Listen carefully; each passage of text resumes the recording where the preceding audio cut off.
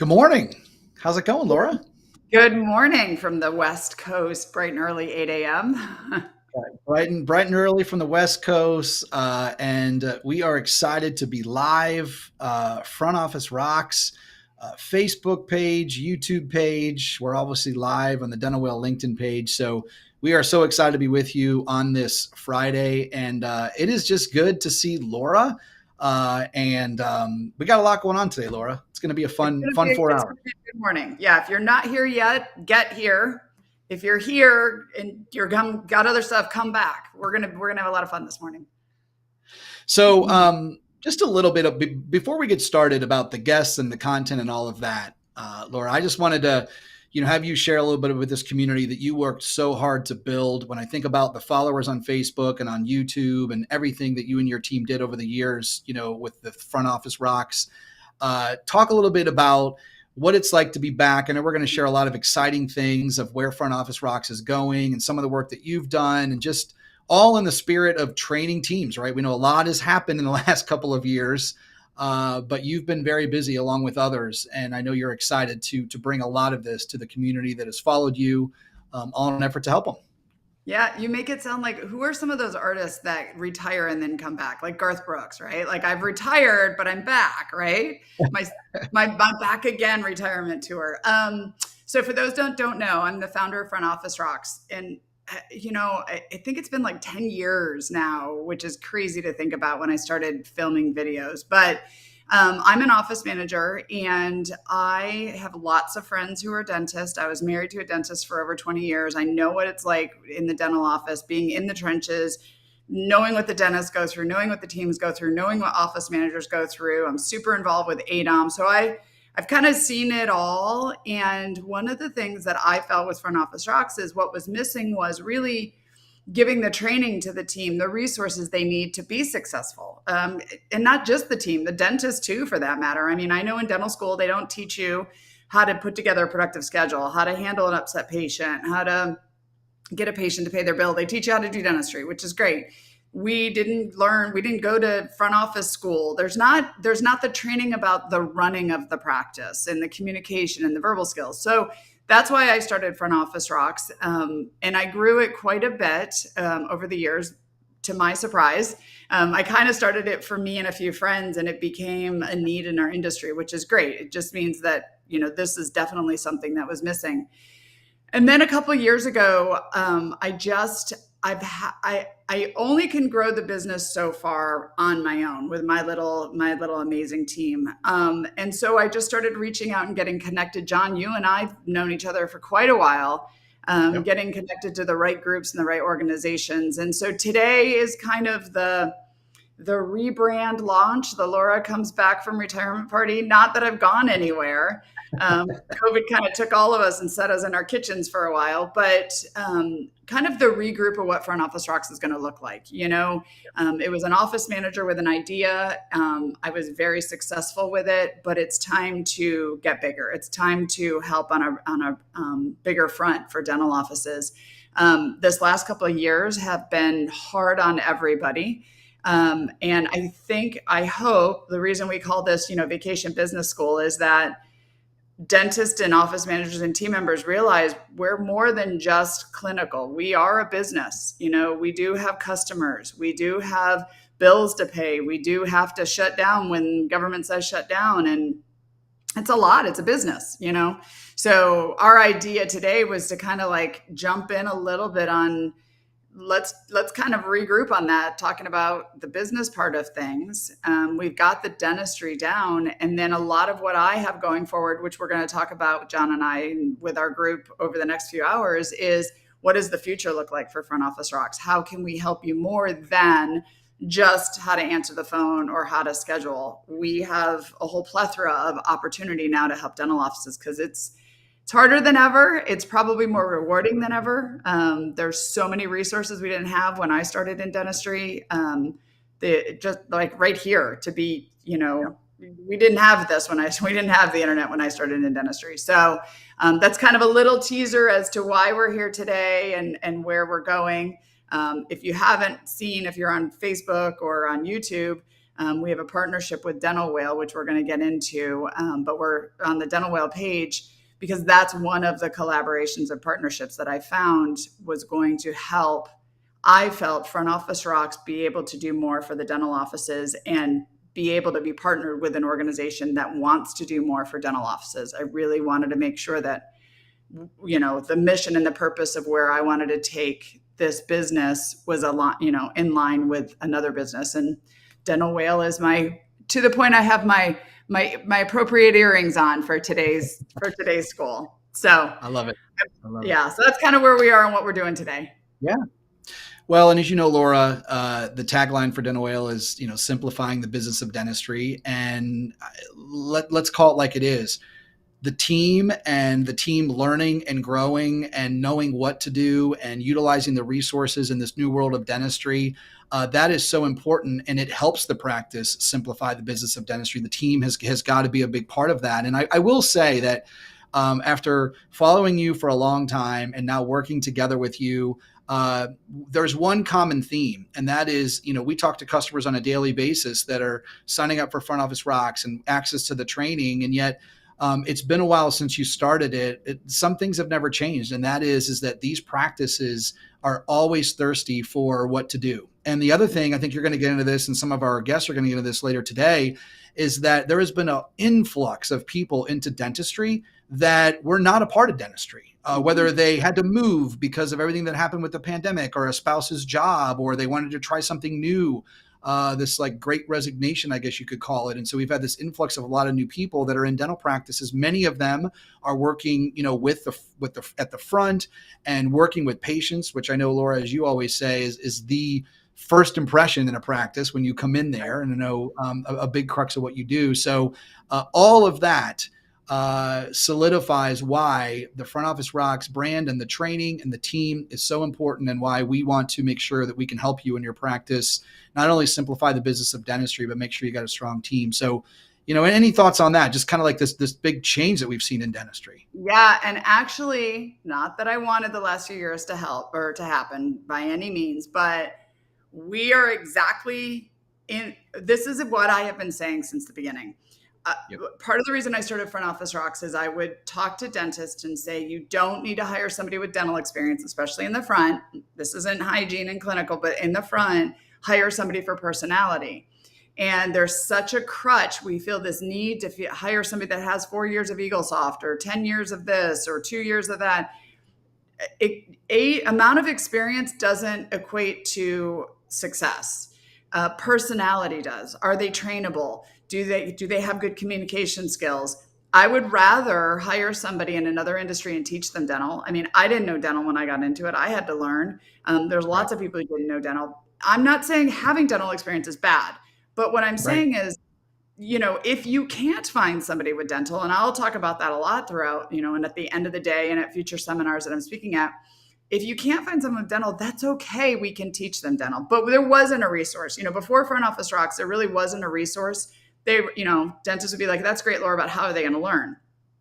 There was no platform to learn. Now there's no excuse, right? And there's other things I'm sure it'll be touched on today, but there's no excuse to not have your phones answered anymore. There are great companies who they're not just answering services, they actually schedule for you. There's no excuse not to get CE.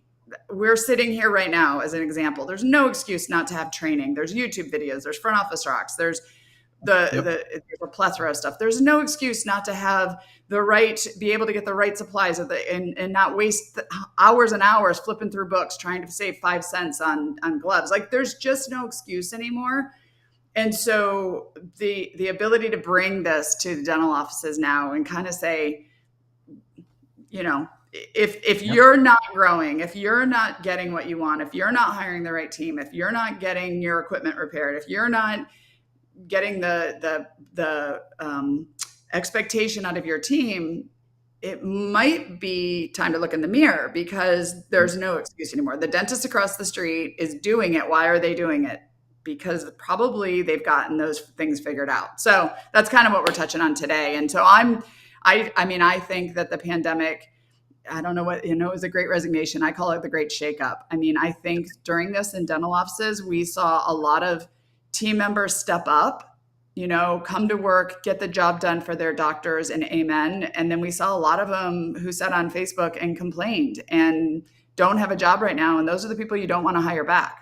On the flip side, I saw a lot of dentists who were amazing leaders, amazing leaders. And then I saw some dentists who, I mean, I wouldn't work for you after what I've saw the last couple of years, and I'm surprised you have a team, So it was, for me, it was a great shakeup, and it's time. This is a perfect time. Rebuild your practice the way you want it. All the stuff that you've been complaining about in the past 10 years, this is the time that you can do something about it. So One of the things I've always respected about you, and it's never changed, is you saying it like it is, because that's how we grow. And it's so refreshing to have you on here and to share what you believe in. And I think that's crucial, right, Laura? It's let's call it like it is. If you're going to commit to your beliefs, you're going to commit to what you can do to grow your dental practice. You can't wave back and forth. You have to commit to where you want to be, where you want to grow. And then I'm glad that you brought up where we are in dentistry right now, which is there is such a plethora of resources out there that there is no excuse. And so what that does is that turns the mirror around and has us all look at ourselves so that we can figure out ways to grow. So that's what we're going to do today. The whole goal of today is learning and education. I wanted to just go through our lineup of what you're going to hear today. And again, if you can sit here for 4 hours with us, hallelujah, we love you already. We know you're probably busy. You're going to be going in and out. So we thought we would give you a rundown of what the day is going to be like. So here's where we are. We're going to start here in a little bit with Colleen Huff. So when we think about dental insurance and we think about somebody in our profession that knows it, as Laura always says, she loves it. Colleen loves it, not Laura. But there's so many things that have changed with insurance. And so Colleen, I had a sit down interview with her just a couple days ago. So you're going to be able to see that. Then we have Dr. Ryan Morrison. So one of the things we wanted to do, everybody, today was a hygienist, a dentist. We wanted to mix it up a little bit to get everybody's perspective so that you can hear where they are, real talk along the lines of that. So Dr. Ryan Morrison is going to come on. He's going to talk a little bit about building a strong team. Mary Hughes is going to talk about hygiene and where we are with a lot of that. And she's got so much knowledge around that. Excited for her. We are going to have Russ Baker on from Dental Whale. He is our Vice President of Equipment and Technology and Supplies. And Laura mentioned her vision to work together with Dental Whale to be able to bring all of you that are a part of this Front Office Rocks community more resources. Russ is going to show you some exciting things we're doing in regards to simplifying what you can do on a daily basis with your equipment, supplies, repairs, and all of that. Missy Pollard from Front Office Rocks. I think, Laura, was really one of your first team members, and she's been doing a lot of coaching lately with offices that will subscribe to the Front Office Rocks content and then need more. They want to know how to implement a lot of that content. Dr. Heather Dawn, I got a chance to sit down with her, a Jamaican dentist, an absolute sweetheart rock star. You're going to love. She's going to talk about dental assistants, their influence, how they're the glue in a practice, but she tied it together so that for those of you that are in the front office, you can understand the clinical side of this and how everybody can work together as a team. And then Laura's going to bring it home. Laura's going to kind of wrap everything from the day, give her insight or what have you. So that is our day, Laura. Yes. Lots of exciting content. And any thoughts and just on this lineup and the topics in general? No, I love this lineup because, it can't just be the front office. It can't just be the dentist. It's got to be. We've got a hygienist. We're talking about assistants. We're talking about front office. We're going to touch on everything. And really, it takes a team. That's ultimately what it comes down to. We all go to our different seminars and our conferences and we learn about our area. But if we don't get everybody aligned on the same page, it takes a team. So this is going to be super exciting. I'm excited to see, what they all have to say. I'm going to be taking notes along the way. I wanted to mention, I'm watching it live on Facebook. We're watching all of our feeds everywhere. So if you have questions, if you have comments, if you want to learn more, we're all paying attention to this. And if I see a question pop up and there's something for, Mary Hughes and hygiene, I'll ask it for you. So please be interactive today. Our hope is that you walk away with some thoughts, some ideas, and maybe learn a few things that you can implement, today or tomorrow. Yeah. Excellent. So before we get to Colleen's presentation, Laura, you talked a little bit about Dental Whale, and that I know that the front office rocks training that you created is one building block, and then you talked about the team. Can you just share with everybody, what this experience has been like? As a founder, you start a company. And then, you have to evolve, but more importantly, you have to align yourself with people that want to help the whole team, in regards to that. And just, curious from your insight, you get a chance to speak all over. It's nice now. I know you're getting back out at meetings and speaking again and connecting with people, but you have a lot of people I know that reach out to you, that just ask you questions just from your experience and so on and so forth. So just love to share a little bit about that. Yeah. So again, I didn't start Front Office Rocks with the intention of being here doing this. I mean, I started it as a resource for me and my office and my friends, and it grew. In fact, if I were to go back, John, 10 years, I wouldn't have done it just in dental, because it's not just our industry that has issues. I mean, chiropractors and lawyers and all small business people. What I say when I speak is that all the technically trained small business owners, so a plumber or a lawyer or a dentist or a chiropractor, when you get good at what you do, in order to grow, you need a team. And that's where it becomes difficult, because now you've got 2 or 3 people on your team that represent you.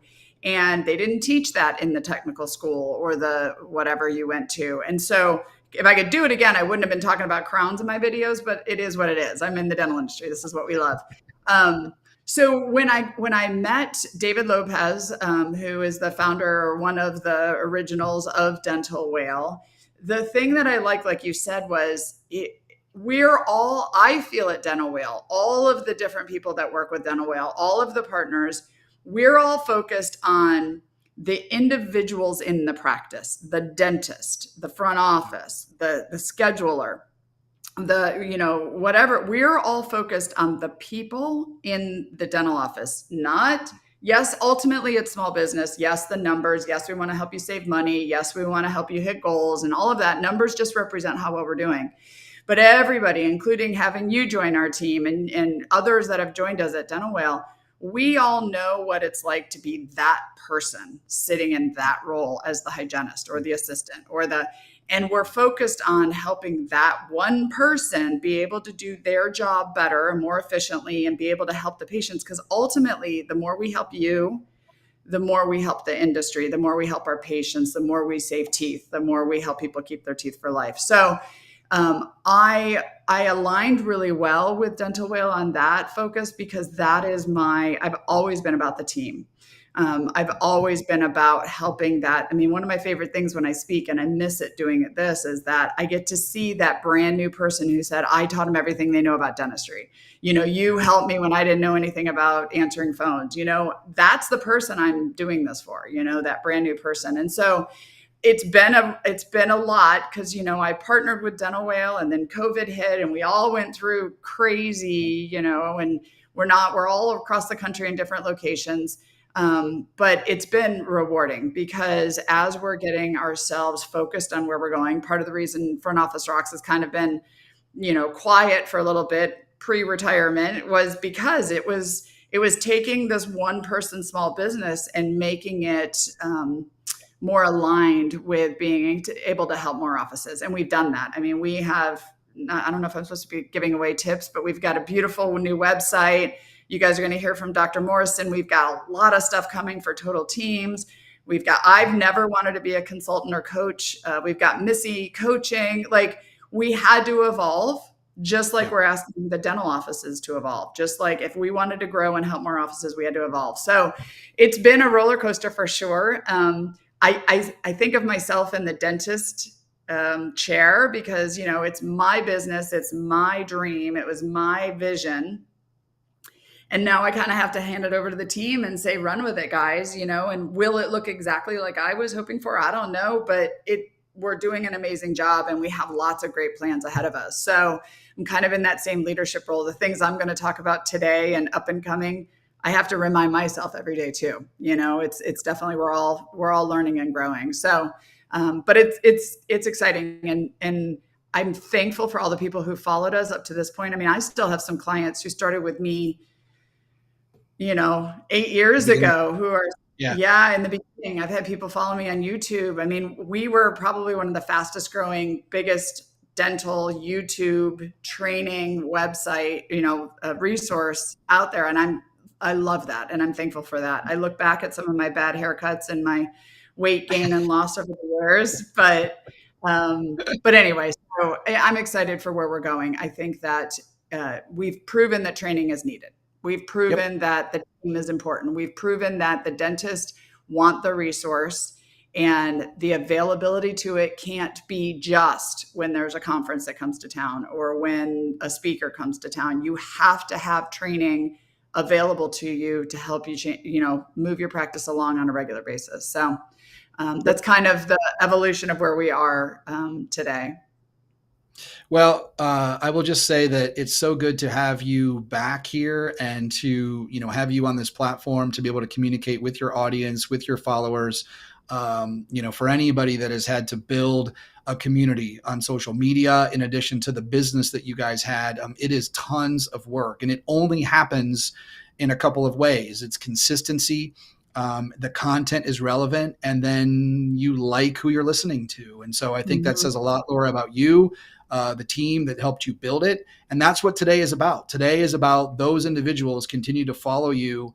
And we felt this obligation to give back, and collaborate, like you mentioned, with a lot of the people that we now have met now in this ecosphere in an effort to be able to, more importantly, help these dental practices. So I think that, I don't know how long I've been doing this, maybe since 2018 or what have you. Laura and I joke all the time because I think that of all the interviews that I've had the opportunity to do, Laura has been the most. I've interviewed Laura the most times, meetings, Facebook, all of that. So it's just an absolute pleasure to be working together with you. And as we were saying, take this Front Office Rocks business and brand that you guys built and take it to the next level. So that's why we're here. And I think we're going to get started. So we wanted to kick this off with... Yeah, well, before you kick it off, I just want to do a little plug for Colleen, and I just want to talk about why she's here. Everybody on this list loves what they do. Everybody on this list that's speaking today wants to give back. They're coming here on their own time. You're going to see Dr. Morrison in his practice. Colleen recorded ahead of time because she was actually in San Diego this week speaking to our study club. Like, they love what they do. And I think a lot of times, we were just talking, I'm speaking at a dental meeting coming up where the same guy has been teaching OSHA for like 45 years or something, and he's retiring this year and they don't know what to do about OSHA training. And I'm like, this is the problem with a lot of these dental conferences is, they've just been doing this so long, it's just you get Dr. So-and-so to do it. That being said, I love customer service. I love systems. I love helping the doctors and the teams know how to handle patients. I do not love insurance. And John joked about it, but I don't. I'll deal with it. I understand it. I can teach it if I had to. I could come clean your books up if I needed to. But Colleen, Huff, along with a couple other, my favorite, there's a few out there, they live and breathe this stuff. And because for me, insurance is so blah, and so it's fun to have, it's great to have somebody who cares, who loves it, because you pull the energy from it. Insurance is so important. Even though I don't want you to be too insurance driven, it's so important in our practice. So my little plug from Colleen, I met her at ADOM 5 years ago or something, and I was just starting and she was just starting, and she's like, you need to put more insurance on Front Office Rocks. I said, no, I don't. No, I don't like insurance. I don't need to put it on there. But one of the things we kept getting asked over the years was, what about insurance training? What about insurance training? And I knew I'd be the wrong person to teach it because I don't like it. And if I don't like it, it's going to come across to you guys that I don't like it. So I said, okay, Colleen, let's give it a shot. Well, here we are, I don't know, 3 years later, 4 years later. And I just saw her speak at our ADOM study club in San Diego, and she still loves it. And she still gets excited about talking about EOB. So I hope that you get some energy from her and some tips and tricks to remember the things that we should be doing in our practices, because she's one of the best ones out there. So my little plug for her and why we brought these speakers on today to talk to you guys. Yeah, I love that. And listen, first of all, I'm glad that it's a recording. We get to hear from Colleen because I want to make sure you get some water, right? Because we're going to be on here all day. I want to make sure your voice is good. So yeah, I think that's what we're going to do, everybody. We're going to go ahead. Like I said, I had some time to sit down with Colleen. The Front Office Rocks team, along with Colleen, put together some questions that are relevant to hopefully what all of you are dealing with in your dental practice, and Colleen answers all of these. So, Laura, I think with that, we'll go ahead and go to our first presentation and enjoy Colleen Huff. What's going on, everybody? So excited to be here for this first session of Front Office Rocks Vacation Business School. We're wrapping up summer, but we were so excited to pull together some of the great resources and people in our profession on the topics that they love and are passionate about so much, in a hopes of educating all of you who are with us today in the Front Office Rocks audience. So I'm here today with somebody that I've known for some time, and I say this to her all the time. When I think about insurance, when I think about knowing the ins and outs and the details, I think most importantly, somebody who is very passionate about it. And as you all know, passion in so many cases means knowledgeable, which she is. I have Colleen Huff with me today. How you doing, Colleen? I'm good, John. Thank you. And I appreciate that. Yes, sometimes there's those of us that enjoy the insurance, call ourselves insurance geeks. You know, it's just something that somehow it hooked us and we enjoy it, which other people cringe. Yeah, well, listen, I mean, I think that what we're seeing is that people are proudly identifying, when they're a geek about a particular topic. And I think the benefactors are all of you that are watching, because Colleen has some great stuff she's going to share today. We're going to make this very conversational, and she's going to share some insight around insurance. So, Colleen, before we get started, if you could just share a little bit about yourself and your background to get us kicked off. Thanks, John. So my background, I've now, as of actually this month, I am 28 years in the industry. I started many, many years ago at MetLife, and I say MetLife of 28 years ago. John's heard me say this a few times, not the MetLife of today. And I started in a call center, and I learned all the ins and outs and learned rules and regulations and how they process on the insurance end. And then my husband got a transfer, and 6 months into the job, I had all this dental knowledge. I spent 3.5 months in training, and suddenly I wasn't in that job. And so I decided to take that knowledge and I went into the dental practices. And there are times I say I should send MetLife a thank you for giving me my career. I took a lot of that knowledge and learned the dental practices and slowly worked my way through almost every aspect of it, including a little bit of assisting. And then moved back to the Buffalo area where I'm originally from and started managing, and then started training, and discovered the lack of training for dental insurance. Everything was really word of mouth, learn on the job, as you go. And if you were taught something wrong, unfortunately, you continue to teach it wrong.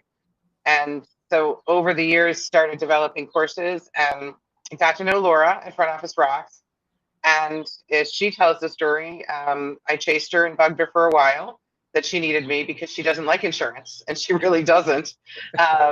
And so that's kind of how her and I got together, and the mastery course came about. And I'm now, as of it's about 1.5 years on my own of teaching and coaching and speaking around the country, and I'm loving every minute of it. Well, I know Laura is grateful for you, as well as a lot of the other guests that are going to be on today. And you're right. I think that for so many of us, you work in a lane that that you have experience on, and that's definitely what you've done. So, all right. So what we're going to do, everybody, is the Front Office Rocks team, in an effort to put this vacation business school together, went through and identified real life pain points, issues that you're dealing with in your practice around these topics. And of course, Colleen is going to speak about insurance. And that's what we wanted to do today. Again, I've got a list of questions here that we want to have her answer in relation to what we feel like are a lot of the things that you're dealing with. So, Colleen, I think to get started, I'm just going to hop right in to a topic that I think a lot of people are talking about. I'm sure you're hearing it with a lot of your clients that you work with.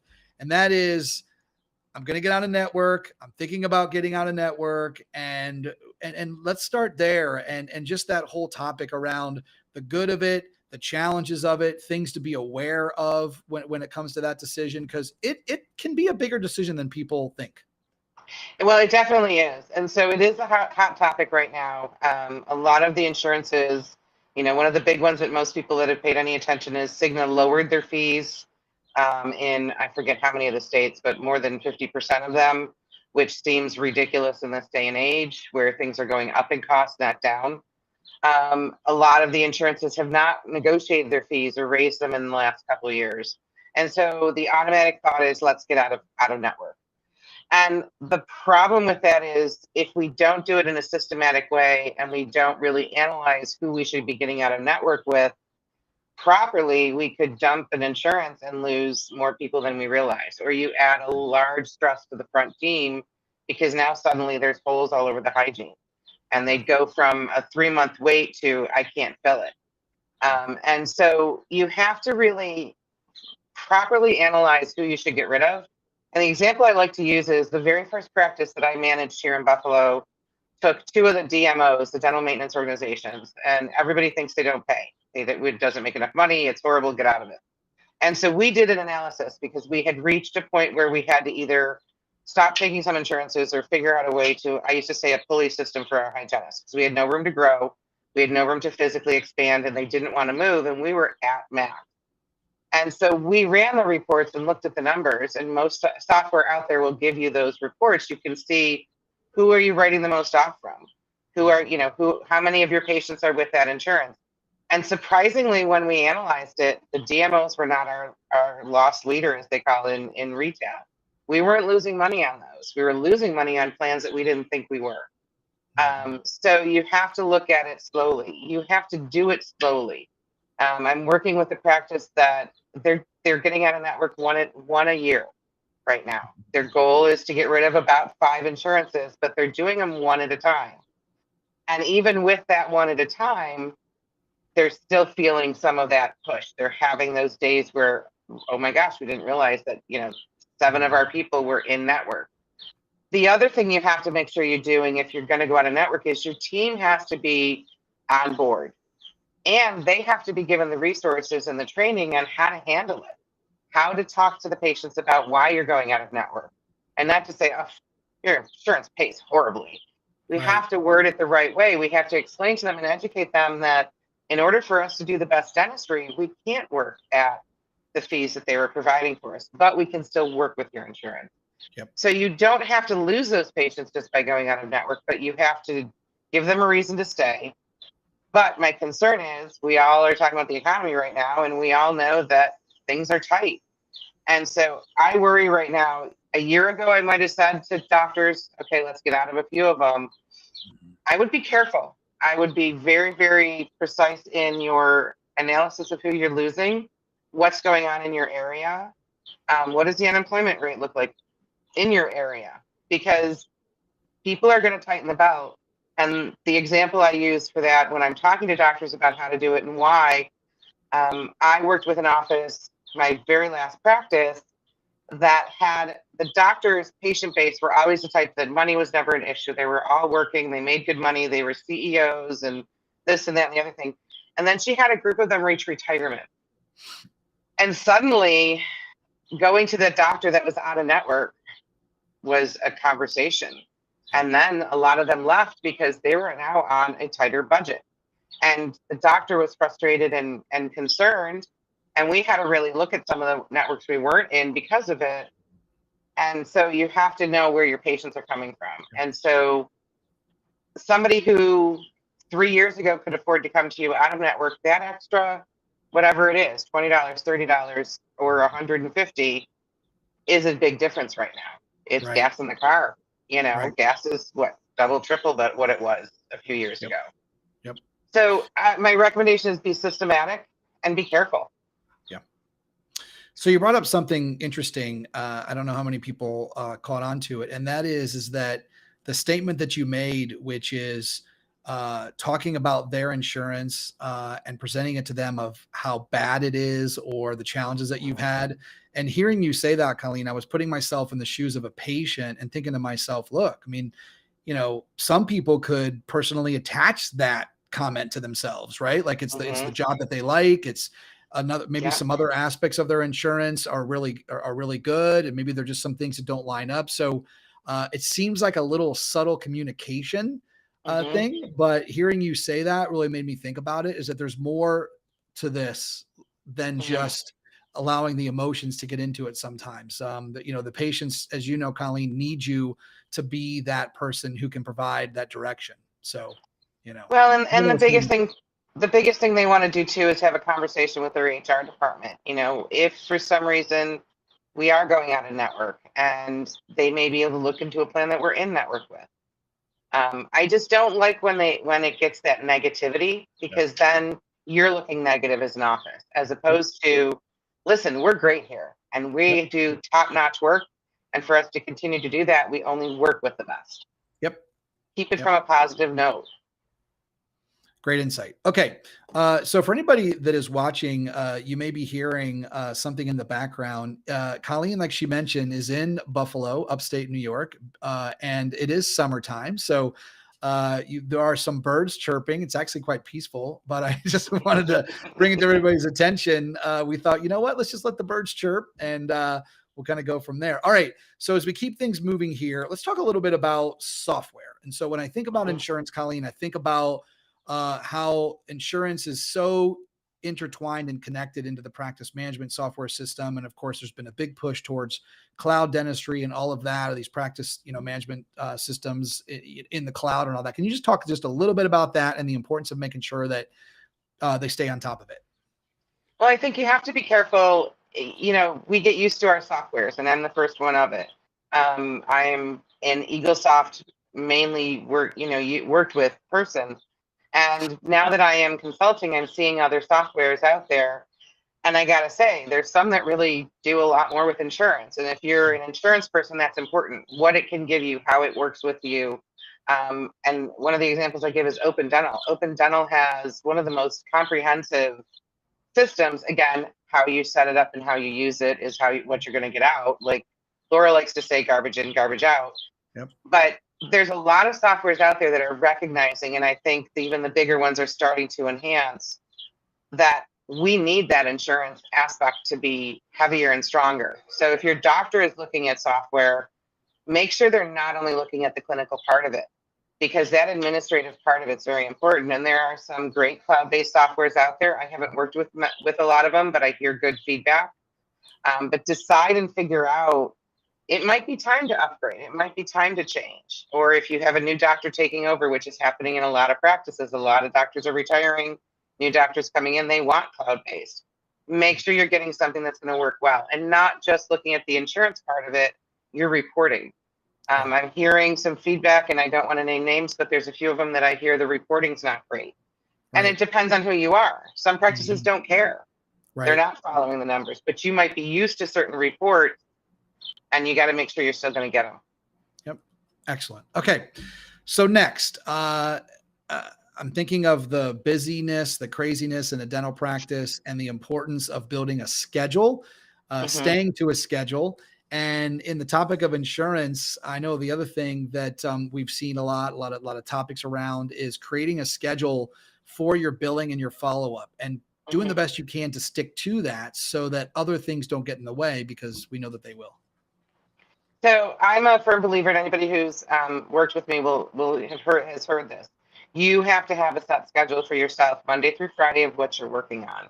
As an insurance coordinator, front desk, whoever you are, set yourself a schedule. Monday is not the day to be digging into difficult accounts. Every practice I know, a Monday is a little bit crazier. There's more mail that comes in, there's more payments. So set up days and times that you are scheduled to work on certain things, and it makes sure that you're not necessarily going to miss it. But the other thing it gives you is something to go back to if you do get pulled to the front to cover, or if you do have to do other things. By having that ideal schedule, it keeps you from missing, because you have to go back and finish it at another time. The other thing I encourage for any insurance coordinator, find yourself some time that you get to lock yourself in a room away from everybody. Encourage your doctor, even if it's an hour a week, that you get uninterrupted time to work on those things that take time to dig through. Yeah. Excellent. Okay. So the next one is assigning a responsible person. I love this. When I think about accountability, when I think about things that need to be done in the dental practice, there's nothing better when you can have your morning huddle or you can have your weekly meetings and you know that there is somebody there that is the person that can answer to a lot of this, that can follow up on it. But not only assigning a person, like you mentioned, to be responsible for, but then a backup in case anything happens to them. So we used to do a spreadsheet, and if anybody ever wants a copy of it, they can email me. That we put in order 1, 2, and 3 of who was in charge of what at the front desk. So all of my administrative team had responsibilities. Who was primary to answer the phone? Who's backup to that person? Who's third backup? And we would do an accountability and a responsibility. Everybody's responsible for all aspects that are happening, but that one person is accountable. But just because you do the insurance doesn't mean others can't know it. And so you do have to make sure that you have a system in place because things happen. Parents get sick, kids get hurt, things happen. And you don't want that office to fall apart just because you're not there. And we all want to feel like they can't live without us. But the reality is we have to also set them up to continue to succeed if for some reason we're not there, whether it's a vacation or a wedding or anything that's happening. Okay, so we know that in the world of insurance, pretty safe to say, Colleen, that there are always changes going on. And I think that is another huge value of you and what you do and this dedication that you've put towards this part of a dental practice. Can you talk about some of the biggest changes that are going on in insurance billing, things of that nature? So normally when we talk about that, we only give the negative. One of the positives I heard recently is that there are some deltas out there covering whitening. They're starting to recognize certain cosmetic procedures. Again, it may not be just Delta. It goes back to that employer, but that shows that the employers are listening and the insurances are starting to pick up on making it an option. The other thing that I'm hearing is that there is more difficulty getting certain procedures paid. And I go back to anyone who's taken my classes. Sometimes they roll their eyes at me a lot, but go and read your manuals. The providers put out a manual, the insurance companies put out a provider manual every year, and it gives us our guidelines. And so a lot of times I'll see on Facebook, I can't get scaling replaying paid. I can't get this from this insurance. Can somebody help me? And when I send them to that provider manual, they're seeing what the change is. Whether we agree with it or not, that's a different story, but those changes are going to be relayed through that. So we have to read some of those things. I think we're going to see an increase in the dental maintenance organizations, the DMOs around the country, which is not what people want to hear. Right. But again, in the economy goes down and people are watching their money, that comes back up. But on a positive note, the websites are having huge improvement of what we can do on them. And so that's something to pay attention to. Read your manuals. There's a lot of companies that are combining. And so be real careful to make sure you keep track of that also. You know, when you were talking about the good aspect of some of these changes, I'm glad you started with that. And you talked about whitening. I think about, again, the value of being organized in your practice, having a good system when it comes to this, because I don't know if this is the case, Colleen, but I would have to think that over time, as there are more cases being done, whitening cases, and that information is getting to the insurance companies and they have the ability to look at that, make a decision and see, hey, there are more people doing this. I would just have to think that having that data is helpful. And it's just one little example I recognize. I mean, it could go the other way. But it does speak to the value of staying on top of this and them, over time, hopefully looking more and more at the data and the value that it could bring to cover the patients. Well, the other thing that happens too is a lot of these insurances are what's considered self-insured, meaning the employer is paying it. And so that's where we get sometimes more restrictive, but that's also where you tell your patients to go back to their employer, and that's how the changes can happen. Yeah. And so, or if people see, hey, they hear that this insurance is allowing it, they go to their human resource and say, let's switch to it. When they see people jumping ship to a certain type of plan, that's when they'll all start offering it. That's what happened with the Medicare Advantage plans. Yeah. one company started giving comprehensive coverage, and all these seniors switched to them, and they all went, hold on, we need to do this. Yeah. Perfect. Okay. Recommending billing partners, where to go when you need help. So that right now is a hard one. I do know that Teresa Duncan is putting together a comprehensive list of people that she has vetted and talked to or knows those that have worked with. I would say that be careful and be aware of Facebook recommendations. Many times the people that are posting are people that actually work for that company, and they're not always transparent on that. Make sure you get recommendations and talk to the people that are working with them. And sometimes even ask if there's, someone who left, if you could talk to them to find out why, or post and try to find someone who left a company and the reasons. The other thing, if you start outsourcing, is realize that it's not a hands-off situation. You don't outsource and suddenly insurance is no longer something you have to look at. You still have to have a point person who's following up, double checking, making sure and kind of auditing almost to a point that they're doing what you want them to do, because they're not an employee in your practice. So you have to be very careful. I will say that there are some people working on some other ways to maybe outsource in a different fashion. That's what's out there. And don't necessarily downplay the little guy. There are quite a few companies that have sprung up in the last few years that are people like myself that did this very, very successfully for years and decided, I want to do this for others. And they're training and they're doing a good job. But again, ask for references, check references, and as anything, you have to make sure it's a fit for you. Yeah. Because they all work a little bit differently. So decide what you need from them. Yep. Yeah. Great advice. Okay. Tools. So verifying benefits, as you know, Colleen, everybody is always out on looking for the best website, tools that they can use where they can streamline this process. Can you talk about some of your favorites and some ideas there? So I love the websites themselves, honestly, or the real-time eligibility through a lot of the companies. Vine is starting to do that with some of their software that people can get. I haven't seen their setup, but I love Vine as a company. So I'm not trying to plug them. I just know that they listen to the offices and there's a lot of thought process behind it. There is something coming on the horizon. There's a company called Skygen that is, if they can get up and running what they tell me they're getting up and running, and I see it happening, it will give us hopefully a central location to go to. And there will be little to no cost of it to the dental offices themselves. It's going to be a collaboration with the insurance companies in a central location to get information from all of them.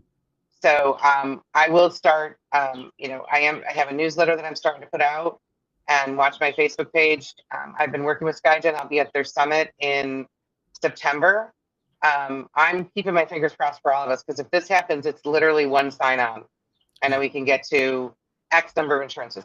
They're never all going to be in one spot. I don't care what happens. Right. There's always going to be those outliers. There's always going to be that little guy in your area that's nowhere else. But I think the websites have come a huge way in getting that information. But make sure you decide for your office what your breakdown needs to look at and keep it consistent. That's the best thing I can tell you too. Yeah, technology progress never happens all at once. But to your point, when it does, and sounds like something very exciting there, could save some time. All right, this next one, credentialing and opening up a new practice. I spent some time several years back working for a DSO in Louisville, Kentucky. And I remember watching this firsthand, meaning that they were really excited about the de novo they were setting up, or adding some of these additional practices and keeping up with the growth, only to realize that, oh my gosh, like we got to get all these doctors credentialed, the time that it takes, and they don't always line up, as you know, Colleen, with the timing of the speed of how some of these practices are growing and building and so on and so forth. So could you just talk a little bit about that, as far as, being smart about credentialing and knowing, really understanding how to do that right? So that's been my recently, the most phone calls I've had have been on credentialing. And one of the things that you can bring to a practice is helping your doctor understand what needs to happen. There's been a lot of new practices starting up, associates being added. And in some cases, you may want to wait until that associate is credentialed before you bring them on. So it may be a situation where they sign and you ask them and they wait 3 months before they're doing dentistry for you, or 6 weeks or 4 weeks. It's the hardest part about credentialing is you don't know whether it's going to take you 2 days or 2 months or 6 or 3 months for a lot of it. And so you have to have someone who's organized and systematic with it. Keeping a spreadsheet, having someone, or you can outsource it, but again, being careful of who you outsource to, you still have to have someone in that practice who's on top of it. I'm seeing a lot of doctors being given wrong information, and it makes me a little nervous. I recently talked to someone who her lawyer and the person that was brokering the sale told her that she could continue to work under the old doctor's information and bill out as she credentialed. And that's not correct. So I'm a little nervous as to the misinformation that's out there. So if you are working with a doctor who's planning on bringing an associate on, please make sure they understand that it's a process and that doctor may not be able to see all of your patients right away. And you have to have a good way of indicating who they're in network with. And the other problem that happens is sometimes you end up with 2 different fee schedules in the same office. Yep. And that's one of my complaints to the insurance companies when I get around them. Yeah. Well, just give us all the same one. Again, interesting. You talked about the story of that example. That's what I'm talking about. I think that the nature, the urgency, the outside factors of a practice wanting to get open or getting somebody started, or you open up another operatory and all those things, like those are real outside pressures, like you mentioned, that practices deal with, but you got to be real careful. And like you mentioned, I think it's such great advice this is a part of the insurance piece that you have to have organized, because you don't want any issues. So, right. And that kind of leads us to our last topic for the session, and that's fraudulent billing. So love to have you touch on that a little bit. So, the credentialed incorrectly and billing wrong under the wrong doctor, right there is fraudulent. What we have to realize, and what anyone who's in the industry, whether you're new or you've been doing it for 20 years, the industry is changing, and it's changing rapidly. And one of the biggest things that's changing is AI has been introduced to dental insurance claim processing. Artificial intelligence is happening. And so in the past, we'd talk about, there's algorithms, and that's how they maybe catch if you're billing too much of the same code. It's now going to learn more than that, and AI continues to learn. So what's going to happen? As it does this longer and longer, it's going to get better. And what do I mean? So what I mean is that office that bills everybody under one doctor, the AI is going to catch the fact that there's no way that doctor could do 6 crowns in a day, right, in 8 hours, and it's going to flag you. And I think we're going to see an increase in fraudulent billing that's always been it's okay, I've always done it that way, I've never been caught attitude. You're going to see people get caught. And I've had people say to me, well, I've never been caught, I'm not changing it. Okay, that's your choice. But also for the administrative team to understand that if they're part of this and they know different, we get in trouble too. It's not just the doctor. Yep. And so I think technology is going to catch up to some of that. And we have to be really careful. We have to make sure that our codes are correct. We have to educate our clinical team, because our clinical team are the ones putting the codes in.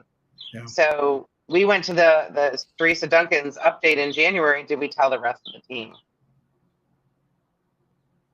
Yeah, completely. All right. Well, thank you so much, Colleen. This has been great. And again, the goal of today was to identify real things that you're all dealing with in your practice, leverage the knowledge and resource that Colleen is for all of you in our Front Office Rocks community. So we're so glad that you all tuned in for this session. I will let you all know that right below, Colleen has put together a great insurance mastery course. There's a lot of knowledge in there. Colleen, maybe you share with everybody a little bit about that. Of course, they can click on the link and they can get to there and purchase that course so they can get more detailed information. But maybe just a little bit of insight from you on what is in that course. So this is a course that I did with Laura and I put together for front office reps specifically. And it's designed to take someone who knows nothing about dental insurance and walk them through the process. And by the end, ideally, they should have all the basic knowledge they need to be able to start being an insurance coordinator. It's also designed to help update and make sure that those that are doing it or have been doing it for years do have the right proper information and the knowledge and things like that. And so I go through everything from terminology to getting a breakdown to asking the right questions to explanation of benefits and how to really understand them, which is probably the hottest topic whenever I speak because there's so many nuances to it. And so we put that together, and I think eventually, John, we've talked about doing some updates to it. Yep.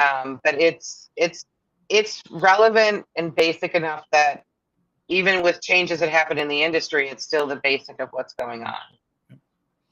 Well, I think the other thing exciting about a course like that, as you know, Colleen, is that there has been a large shift of new people, many of which are outside of dentistry that are working in dental practices in the front.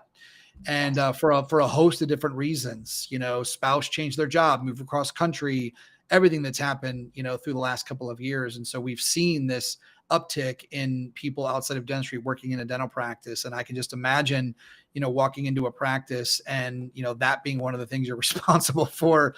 It's a lot. And so I know that's why we're so thankful for you and all the time you've spent on this. And of course, you put that together with Laura for a great course. So be sure to go check that out, everybody. Get that course. The link is below. And Colleen, thank you so much. Thanks for coming on. Thank you as always for your insight. And we'll talk to you soon. Thanks, John. Yep.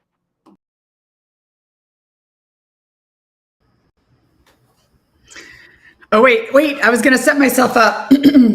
I'm taking my notes. I'm being my insurance coordinator. This is what I need to do. Read my contracts.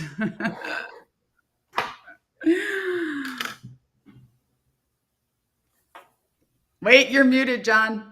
So this is technology here, right? Yeah, there we go. Okay, awesome. Yeah, I wanted to make sure, first of all, I wanted to hear those birds. It was the craziest thing. Like we're recording and like the birds are there. And at one point I was like, do I say anything? But I'm like, no, it's birds. It's not like it's construction or somebody mowing the grass. I'm like, I'm not going to bother Colleen. She's on a roll. But you set the stage. She knows what she's talking about, to the point. Great stuff.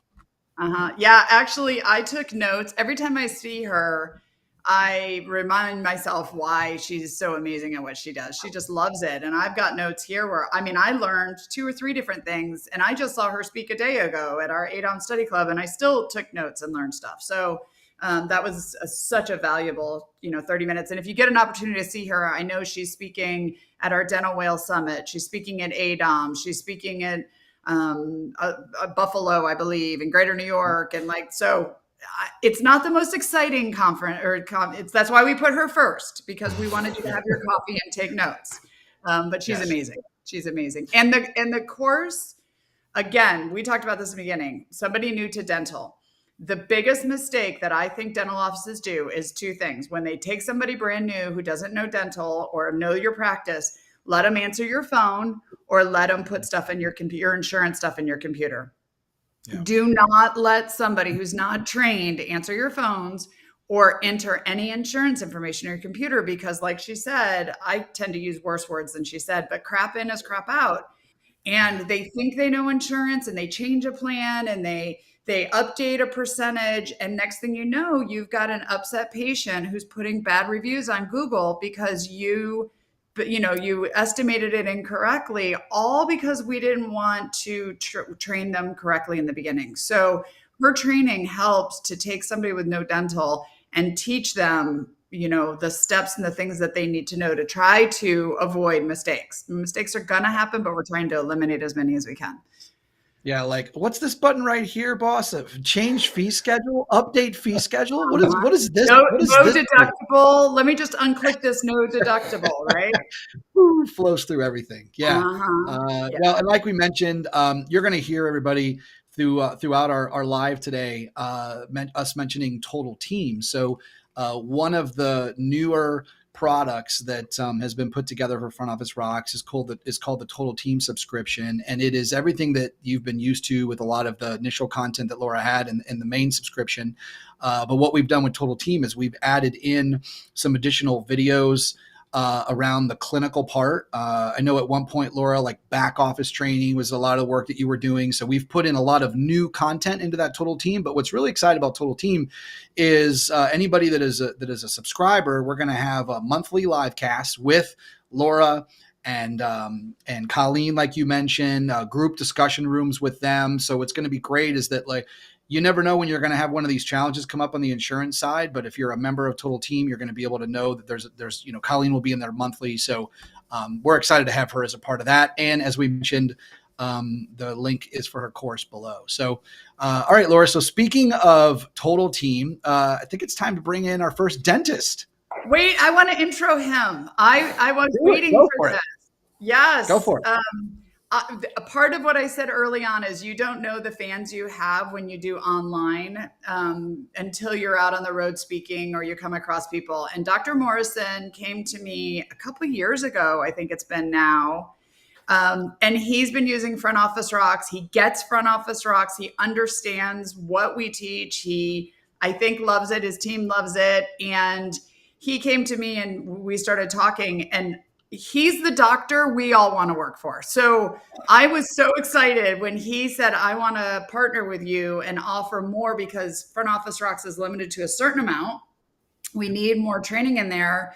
And I wanted to bring a doctor on that would be the doctor we, and the team, not just the doctor, but the team that we would want to emulate to be. I wanted to give examples. So I'm thrilled that we're on this together, because this is our first, I think, live together training. So thank you for joining us at Front Office Rocks. No, Laura, thank you. And John, Good to see you again. Yeah, good to see you too. And I have to say, Laura, I was talking to Ryan a little bit this morning. We were kind of prepping or whatever. He got a nice sharp haircut, so you're looking great there, Ryan. Thank you. You're all Feels cleaned good. up, which is awesome. Always nice with a fresh haircut. But yeah, I think to Laura's point, it's great to see you. And I think, like we were kicking this live off today, Ryan, this is all about the team. And if we were going to put together 4 hours of education, we need to make sure we brought in, people that could give us the whole perspective. So what we wanted to talk with you a little bit about today is the team in general, but from the dentist perspective, and especially with what practices are going through right now. There's hiring challenges and staffing shortages and all the expectations of patients coming in this new world where they can order on Amazon and get things fast. But then why is this happening in my dental practice, and the actual impact that has on the team? And I know you've done a lot of work around this. And so that's where we wanted to start today, is just have you share a little bit about, your insight and how you are strengthening your team so that when these challenges hit the dental practice, the team is able to do it together. I'd love to. Thank you. First of all, Laura, it's not just I'm a fan of Front Office Rocks. My whole staff is. They even joke, because a couple of them in dental assisting school, their teacher just played your videos. They're like, here, just watch these. Which is great, right? Yeah, They were expecting cross training. Yeah, I love it. That's awesome. That's good. And my office manager was my first dental assistant at the same DSO in Louisville, Kentucky, John, where you worked. And we were just yesterday, Emily and I were just kind of reflecting on, because we would watch your videos at that DSO. And we're like, now we get to make content together for Front Office Rock. So it's I'm super grateful, and it's I'm really excited. And yeah, John, emotions are high.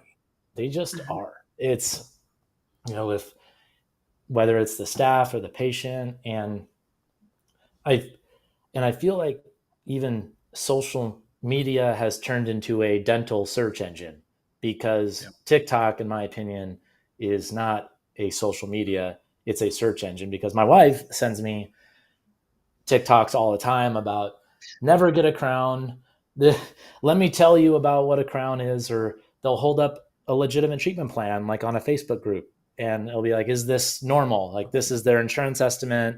I think I'm getting overcharged. Like, it's really amazing how beyond the dental office, patients are looking for answers and almost looking for what they want to hear. And so that's where I think it's, not only the dentist's job, but the dentist and the staff's job to provide that reassurance.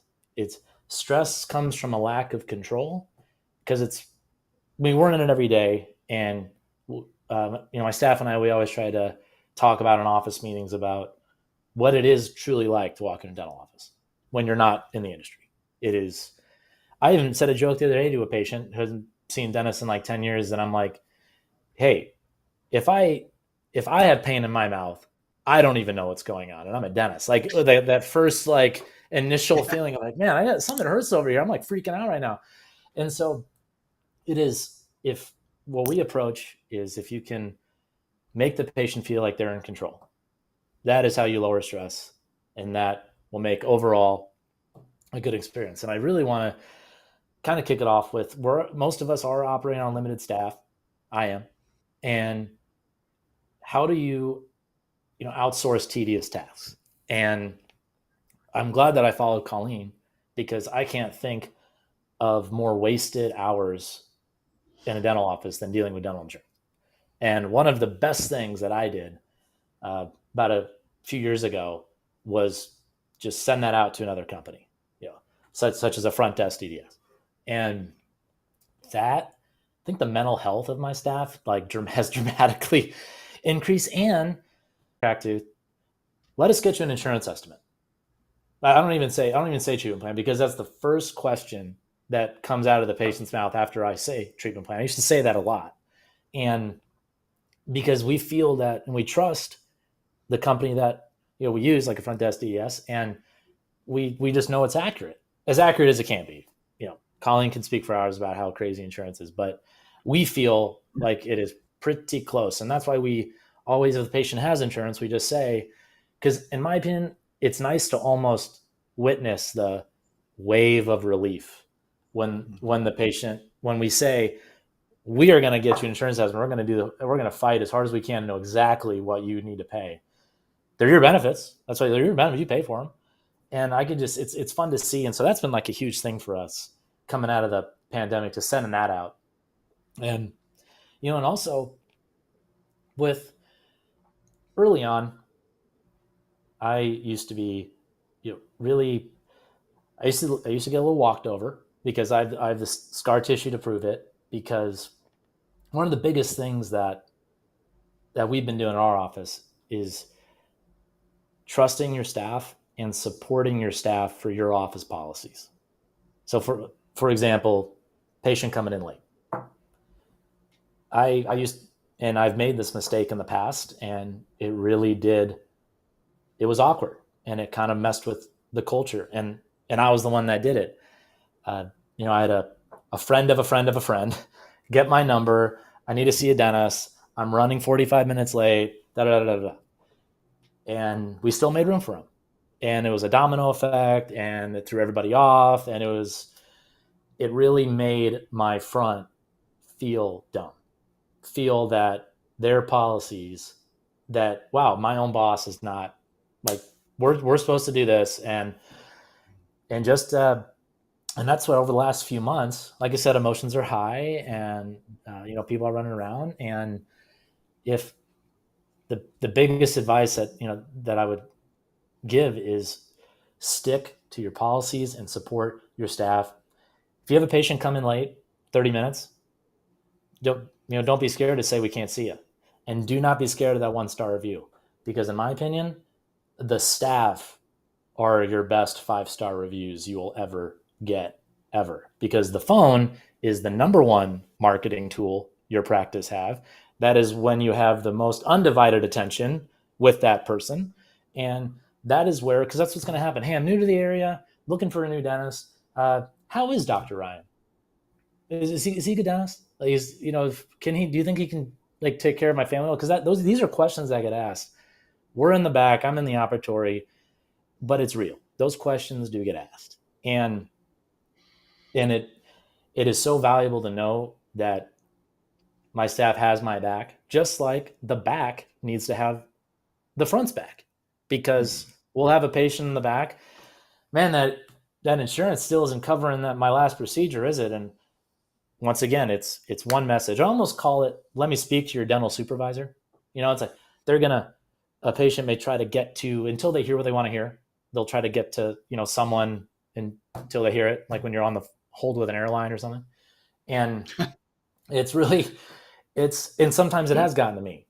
And like, for example, if a patient came in late, well, so-and-so told me that I only had to be here 10 minutes after.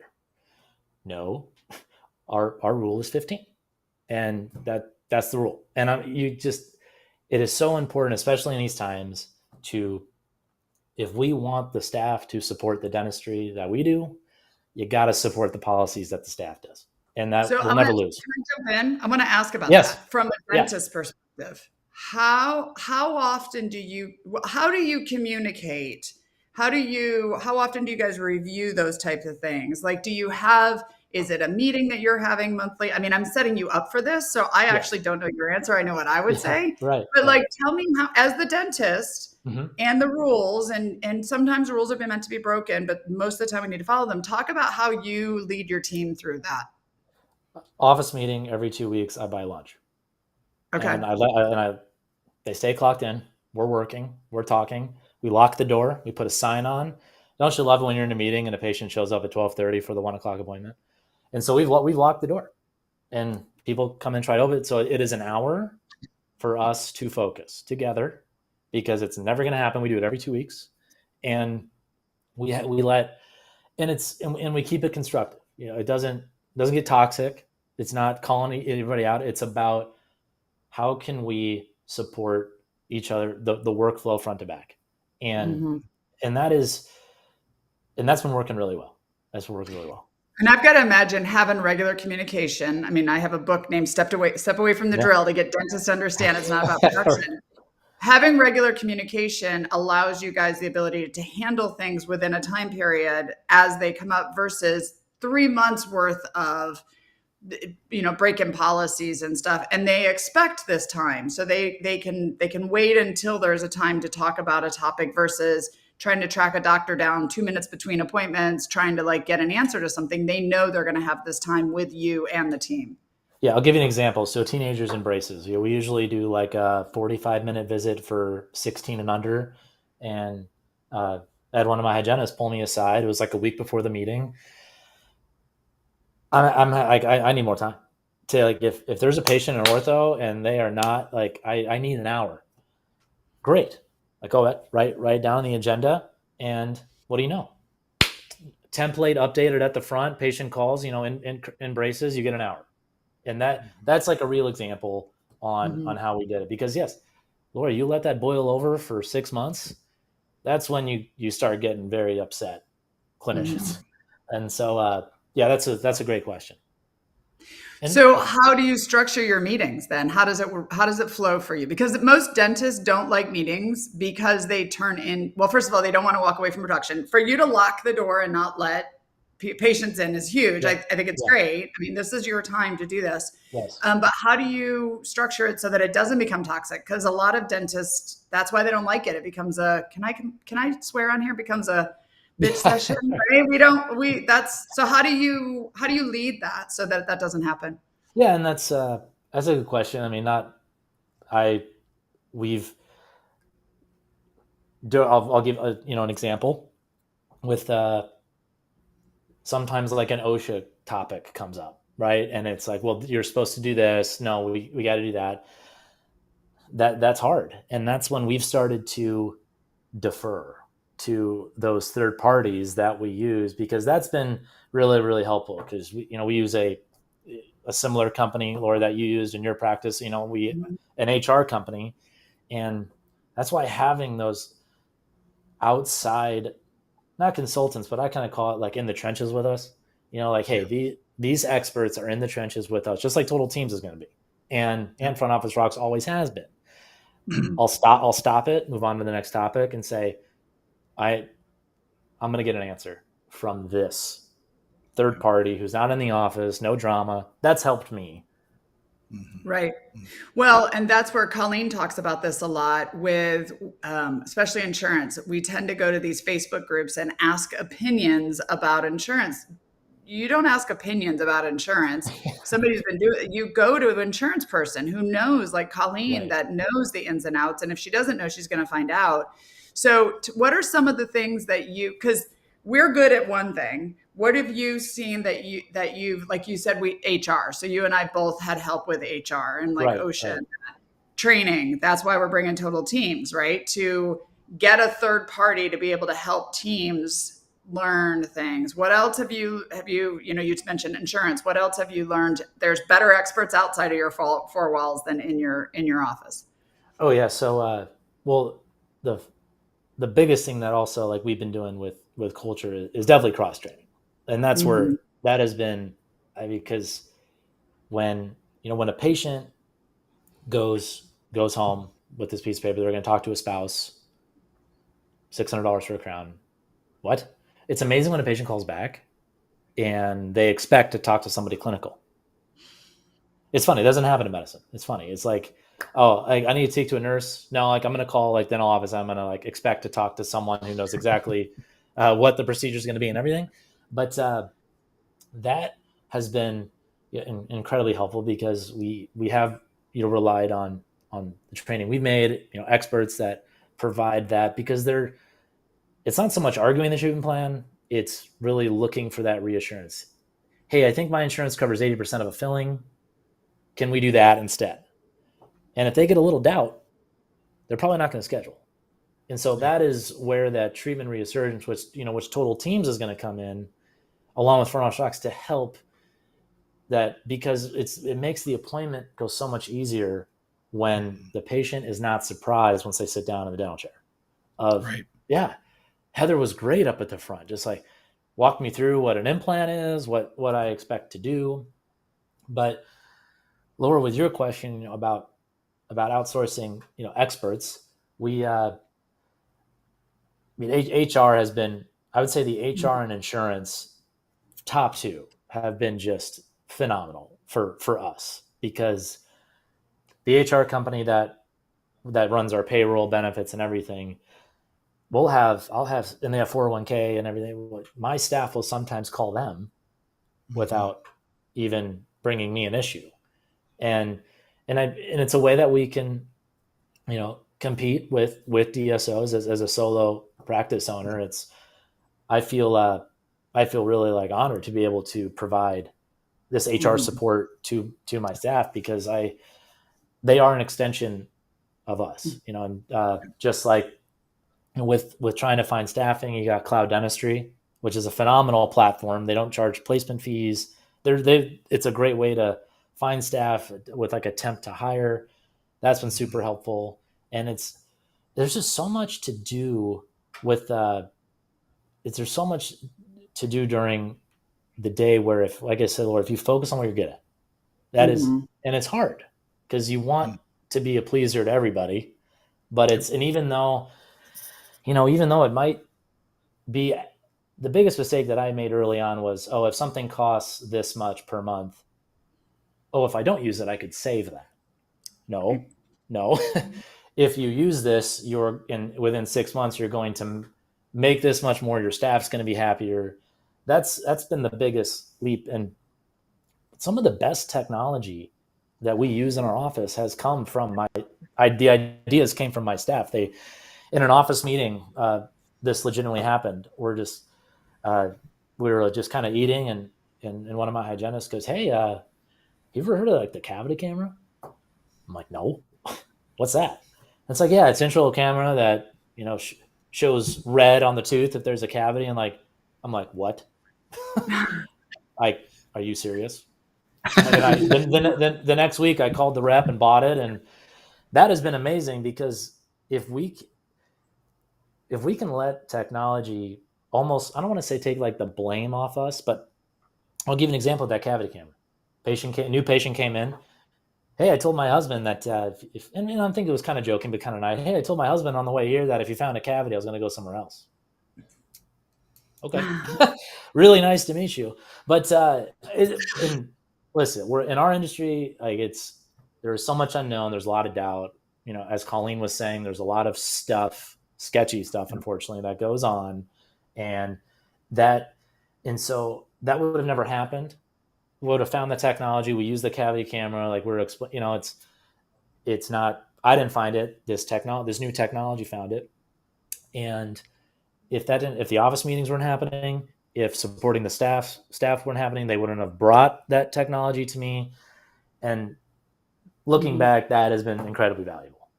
You know, it's interesting, Ryan, because as somebody who started in this industry, selling products to dental practices, it is amazing how it has changed, and I'm encouraged because of what you just said. And I've also thought this as well. I've often thought that the pressure on your shoulders as the practice owner, as the clinician, is heavy, right? It's heavy, and so it's really cool to see you.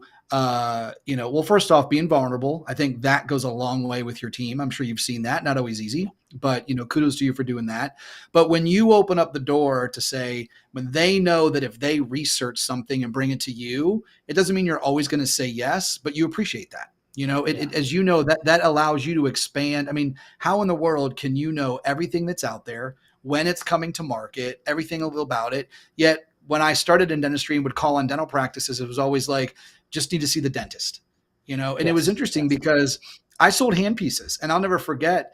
I would just start to work with the dental assistant because I knew that in a lot of cases when that handpiece was breaking down, like you were frustrated, and like who was sitting there listening to you be bothered by that, right? So like then you're in a situation where patient gets up or you're having a conversation and the dental assistant says, "Hey, Dr. Morrison, I mean, there's this new handpiece, this rep was in and was telling me about it," and it's exciting to hear that more people in the practice are being a part of learning about these newer technologies. So number one, it's not all on your shoulders. And number two, when it does get introduced, I think that there's more people in the practice that can share their ideas on it. So I don't know your thoughts on that. I think that was something unique that you brought up that's neat to see. Yeah. Any legitimate, like hardworking dental staff member wants to improve the environment they're in. They want to bring value to the culture. And I've had plenty of hygienists do, it's CEs, but it's still product CEs after hours. Right. I never even asked them to. One was, and we bought it, and we bought a soft tissue laser from Ultradent. It's really good. And they brought it to me after doing like 7 o'clock, some webinar. And they're like, "Hey, we just did this webinar." And I'm like, wow, that's like, we could do all this stuff with it. And so you're right. I think, the best sales force you have is your staff. And sometimes those are the best consultants because they're there with you every day. And if, and being open, and I know I'm in a corner right now, but like, it's about, if the patients see us as one, and there's never you got to remove that barrier. Dentist, staff. It's right there. And it's tough to do. It took me a very, very, very long time, and I still struggle with it. I really do. It's very, very, very, it's so easy to because sometimes I just need to like shut my mouth on around a patient. I like talk way too much. And I joke with my staff that my charger on my loop should be like a shock collar. Like my office manager is like hearing me, and like I just did it. She's just like, "Dude, stop talking." Like and so it's it's like, but it's and I know the staff appreciate that. Where if they can bring concerns, it's having that that open door, because the staff will grow your practice. Like that is hands down. And if they feel supported every day, the options are wide open for dental staff. Like they can go anywhere.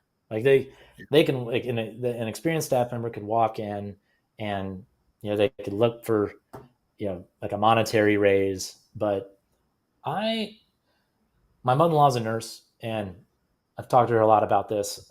I think across industries, especially healthcare, coming out of this pandemic, there's been a lot of self-reflection on staff members on how am I treated in my workplace, regardless of pay, honestly, a little bit. And there's always that aspect. It's never going to go away. But I just think because of how disposable we all were in the spring of 2020, I think it's if you have that staff member that truly walks to their car every day and is like, you know what, that they have my back. Like I feel like I am taken care of. That's priceless. And then they're gonna find you those products. They're gonna be on the lookout to grow your practice.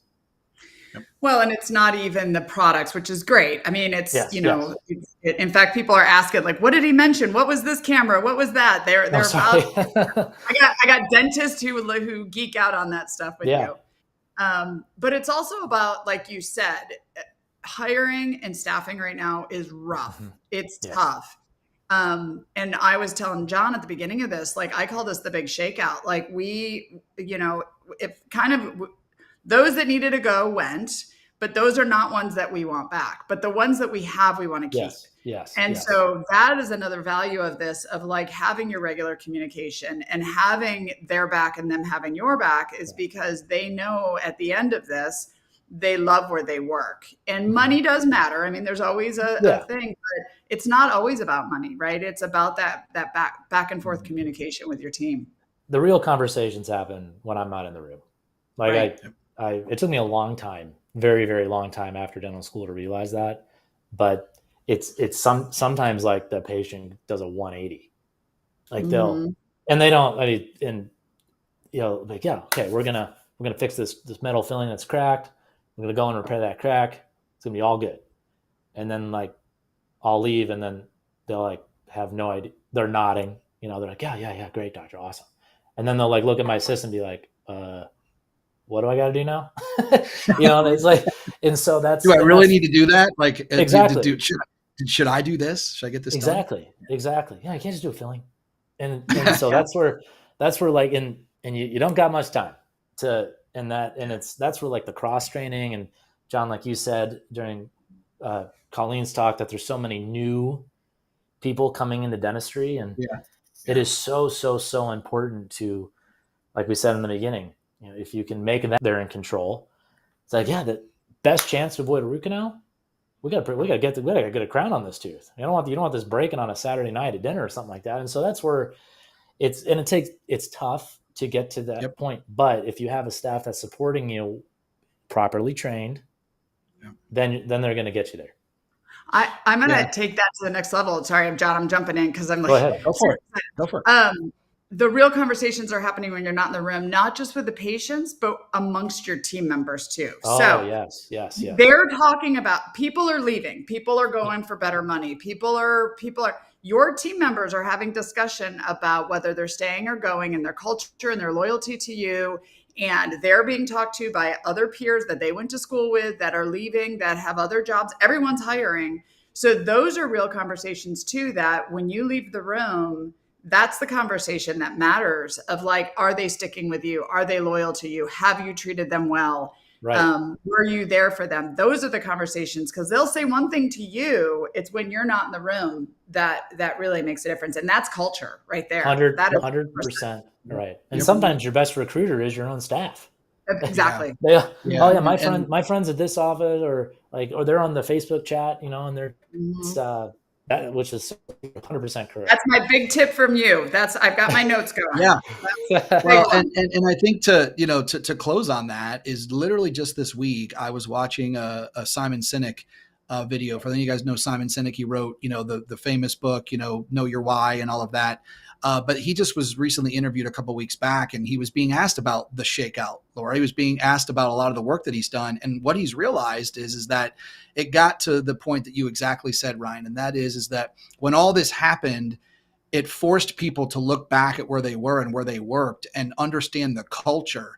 Because before the pandemic, a lot of companies were doing what he was calling this, veneer type culture. You got the foosball tables and all these fun things you heard these tech companies doing. But then when the pandemic happened, even though those companies did that, there were teams that didn't go back. So the thought process is that what you had to do?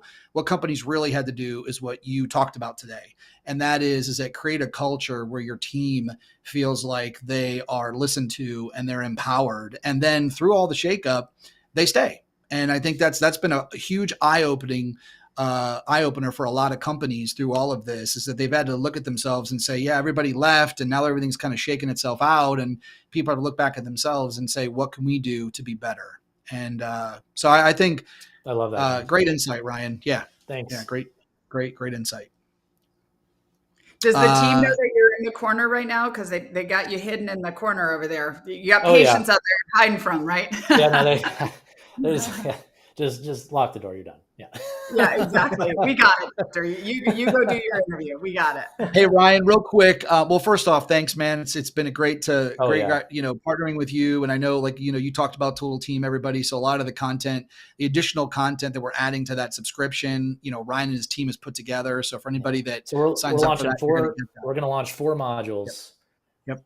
It's going to be reviewing medical dental history, medical emergencies in the dental space, limited in PA and how to convert it to a comprehensive in FMX. Yep. And then we're gonna start doing operatory setup. So we're gonna have how to set up for a restorative procedure, and then we're gonna have how to set up for an oral surgery procedure. And we go over the Toffelmeyer section, all auto matrix. Just really want to jump in clinical because it always takes learning on the job. Yeah, so we're never going to replace that. But once again, just like a patient is stressed out walking in a dental chair, how about a new dental assistant walking into a brand new environment?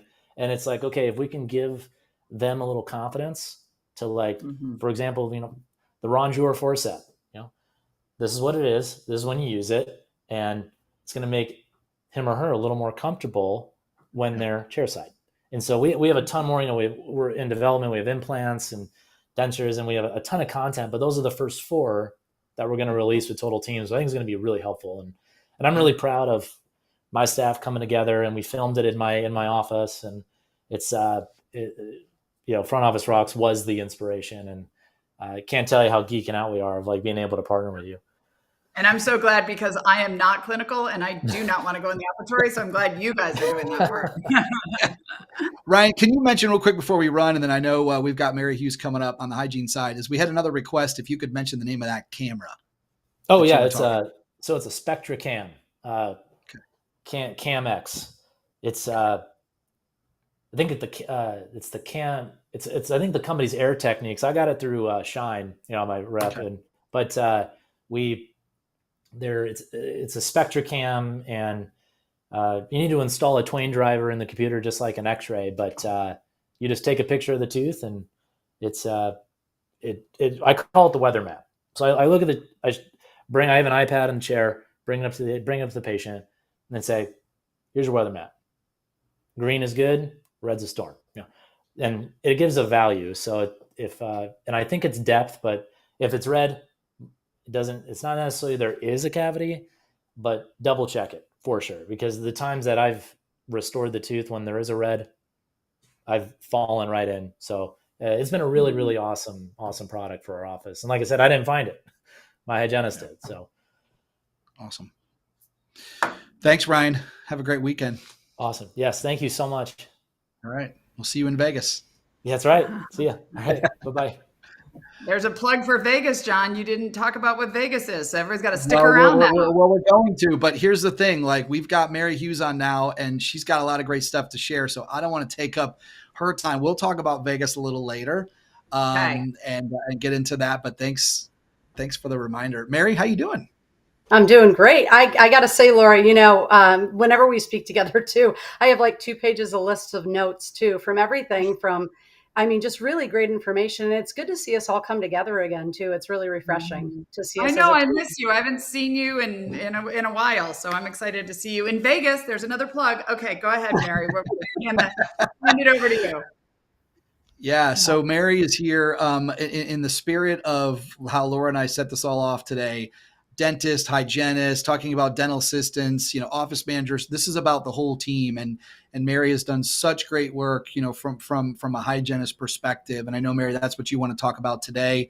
We put together some questions so that, you can talk about not only what you're learning, but what's going on right now, in the world of hygiene, so that we can be really relevant with a lot of that. So, can you just maybe, let people know a little bit about yourself and the work that you do?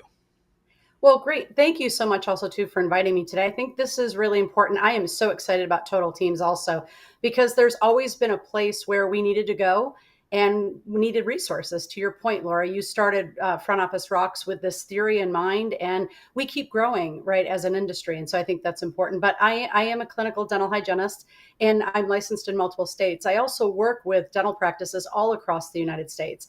And we're struggling right now to kind of come together as an industry. And so I, offer continuing education. I know, Dr. Ryan talked about continuing education before work and after work, and we want to try to fit it into the day also, so we can take this new information in hygiene and bring it right to our patients very next hour after lunch or whenever it is.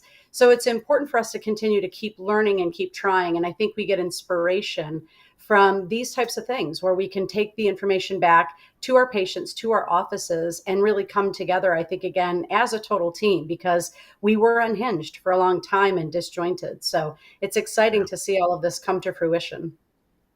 Mary, how excited were you when Ryan said that he learned about one of his technologies from his hygienist? Woo! Raised the roof. And to think that there was a doctor listening, which was like, it's awesome because he said some really relevant things too, as far as opening the dialogues and things like that. So I was very impressed. And also too, when he talked about scheduling and he said, well, go tell him at the front desk. So I think it's really important that we hear things like that we find that permission again to kind of, grow into the leaders as hygienists that we are. And we think sometimes we can't because we are not taught to be a leader. And I think, we have to remember that a leader isn't a title. It's actually an action. And we're all leaders in a practice in our own section of the practice that we work in. I started the interview with Dr. Morrison saying he's the dentist I would want to work for. And so you're the hygienist I would want to work with. We got an office. Let's all move to one place and do it. Let's do it. Hopefully they have good weather. I'm just going to put it out there. Well, I'm in San Diego, so you guys come here. So Mary, you're out there. Yeah, exactly. Rubbing it in.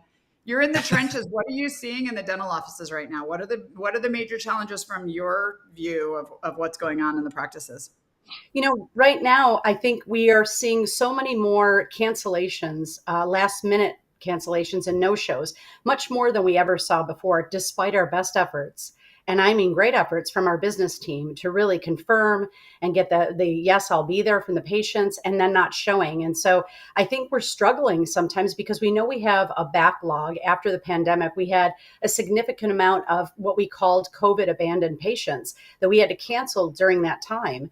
And so we're trying to get them in, but we're running out of spaces, especially prime time appointments. And so when we are giving out these appointments and then the patients don't show, we're sort of left with what do we do? So I think scheduling has been a really big challenge because we have been learning in hygiene, especially over the last year and a half, 2 years.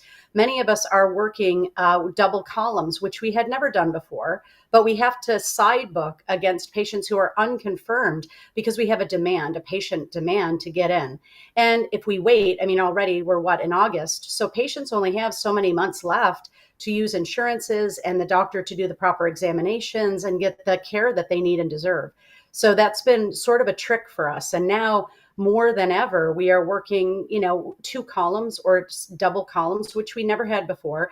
And that's been stressful for a lot of us in hygiene because we're learning how to, number one, delegate to a dental hygiene assistant. And we never had to do that before. And so that sort of panics us because we're not sure, what do I hand off and how do I do this? Where dentists have been doing this for a long time. So they know how to work in multi-columns or work in multiple rooms.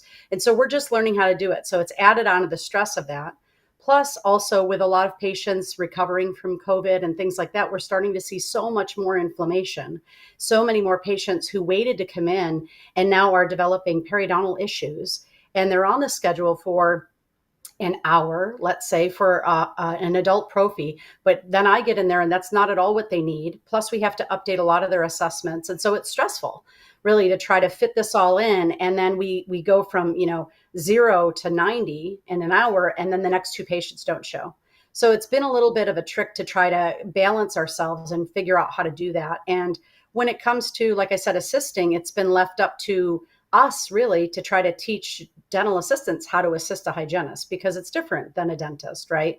Like he was just talking about the different instruments to hand them and things like that. Well, our instruments to a lot of people all look the same. So it's sort of, how to set up a room and how to get the patient intake done properly so that we have all the information that we need. So it's been a little tricky for us, and also a growing experience too, because we finally feel like the providers that we always knew we were. So working with an assistant is also very rewarding too, because for the first time, I actually have somebody who's right there with me going through it. And our day, we debrief in the morning and we huddle up in the morning, even independent of the huddle. And then we do it again before lunch to make sure that we're on the same page. The patients have been accepting it really well too. So that's exciting and nice. And so I think it's had its challenges, but I think we're trying to get the patients in and seen as best we can. So it's been tough for the front desk too, of where to put people, how we're supposed to schedule them, and all of that too. So it's been a little challenging. When it comes to delegating to the assistants, what advice do you have? Like, what are you delegating? How do you communicate it? Do you have SOPs written up? Like, if we're up against that, what's the best advice Mary can give to get us started on the right foot? It's a great question, because we don't have SOPs written. We don't have anything. I mean, on the back of maybe a tray cover or something, we can kind of start writing it down to try to get it down. But I think that's the trick of looking within your state to see what the scope of practice is for the dental assistant, what they are able to do legally, what they're not able to do. And then there's a level of comfort, right? So now it becomes, what are they comfortable doing? So there are certain things, obviously, updating the vitals, the blood pressure. A lot of assistants that have gone through training know how to do that. They know how to update the medical history and list any of the relevant medications that we know have a side effect to periodontal disease and other oral diseases within the mouth, to know when prevention comes in versus, because the patients are on different medications, knowing when it's a necessity according to our governing bodies to do fluoride varnish, to do sealants on these patients, and then be able to hand the patient off to me. And sometimes, we're working on even starting the discussion of treatment, not necessarily diagnosing, but saying, when I was talking with Mary today about your medical history, you're on some medications that can cause dry mouth. So she's going to talk to you a little bit about fluoride varnishes and potentially even sealants too. And I'm going to share that with Mary when she comes in as well. So we've been learning how to delegate, even starting our notes. I mean, working with a hygienist last week, and I was like, so here's how I start my assistant off. She literally had a panic-stricken look on her face. She said, I'm so used to doing everything myself. How will I know that they'll set up my room correctly? How will I know that they'll tear it down correctly?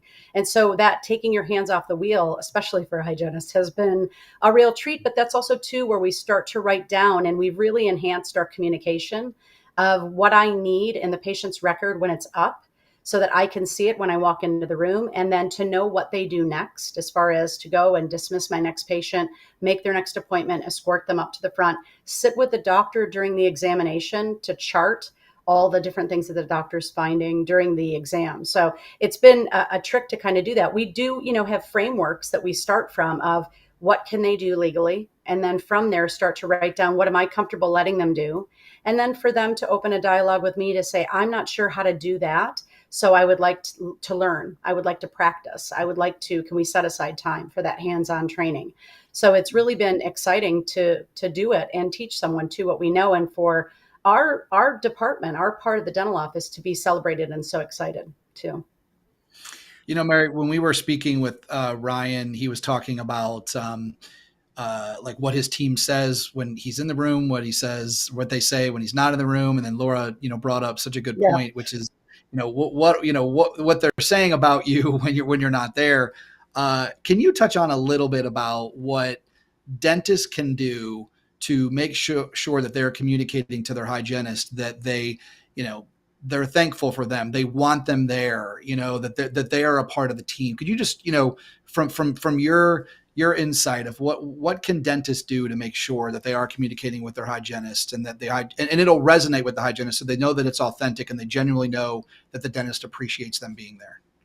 Yeah, it's a great question. And I was thinking that too, John, when he was talking, because number one, I think it's easy to say, well, just go talk to the doctor or just go talk to the front. But I may not know how to approach Laura and say, here's what I want to do and here's what I need for my schedule.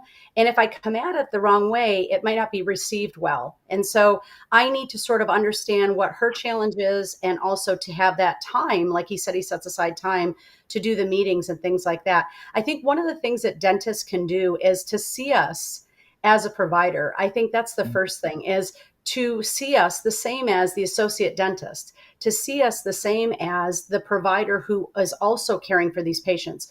And what I mean by that is a more collaborative approach. So we're not just, I'm doing the hygiene, the doctor's doing the dentistry. We're treating this patient holistically. But there's oftentimes too where we have a lot of hygienists starting in new practices. To your point, Laura, it's been hard, people shifting around and moving around a lot. And we don't really have a set way to say, when I start a job, hey, Dr. Ryan, how do you want me to hand the patient off to you?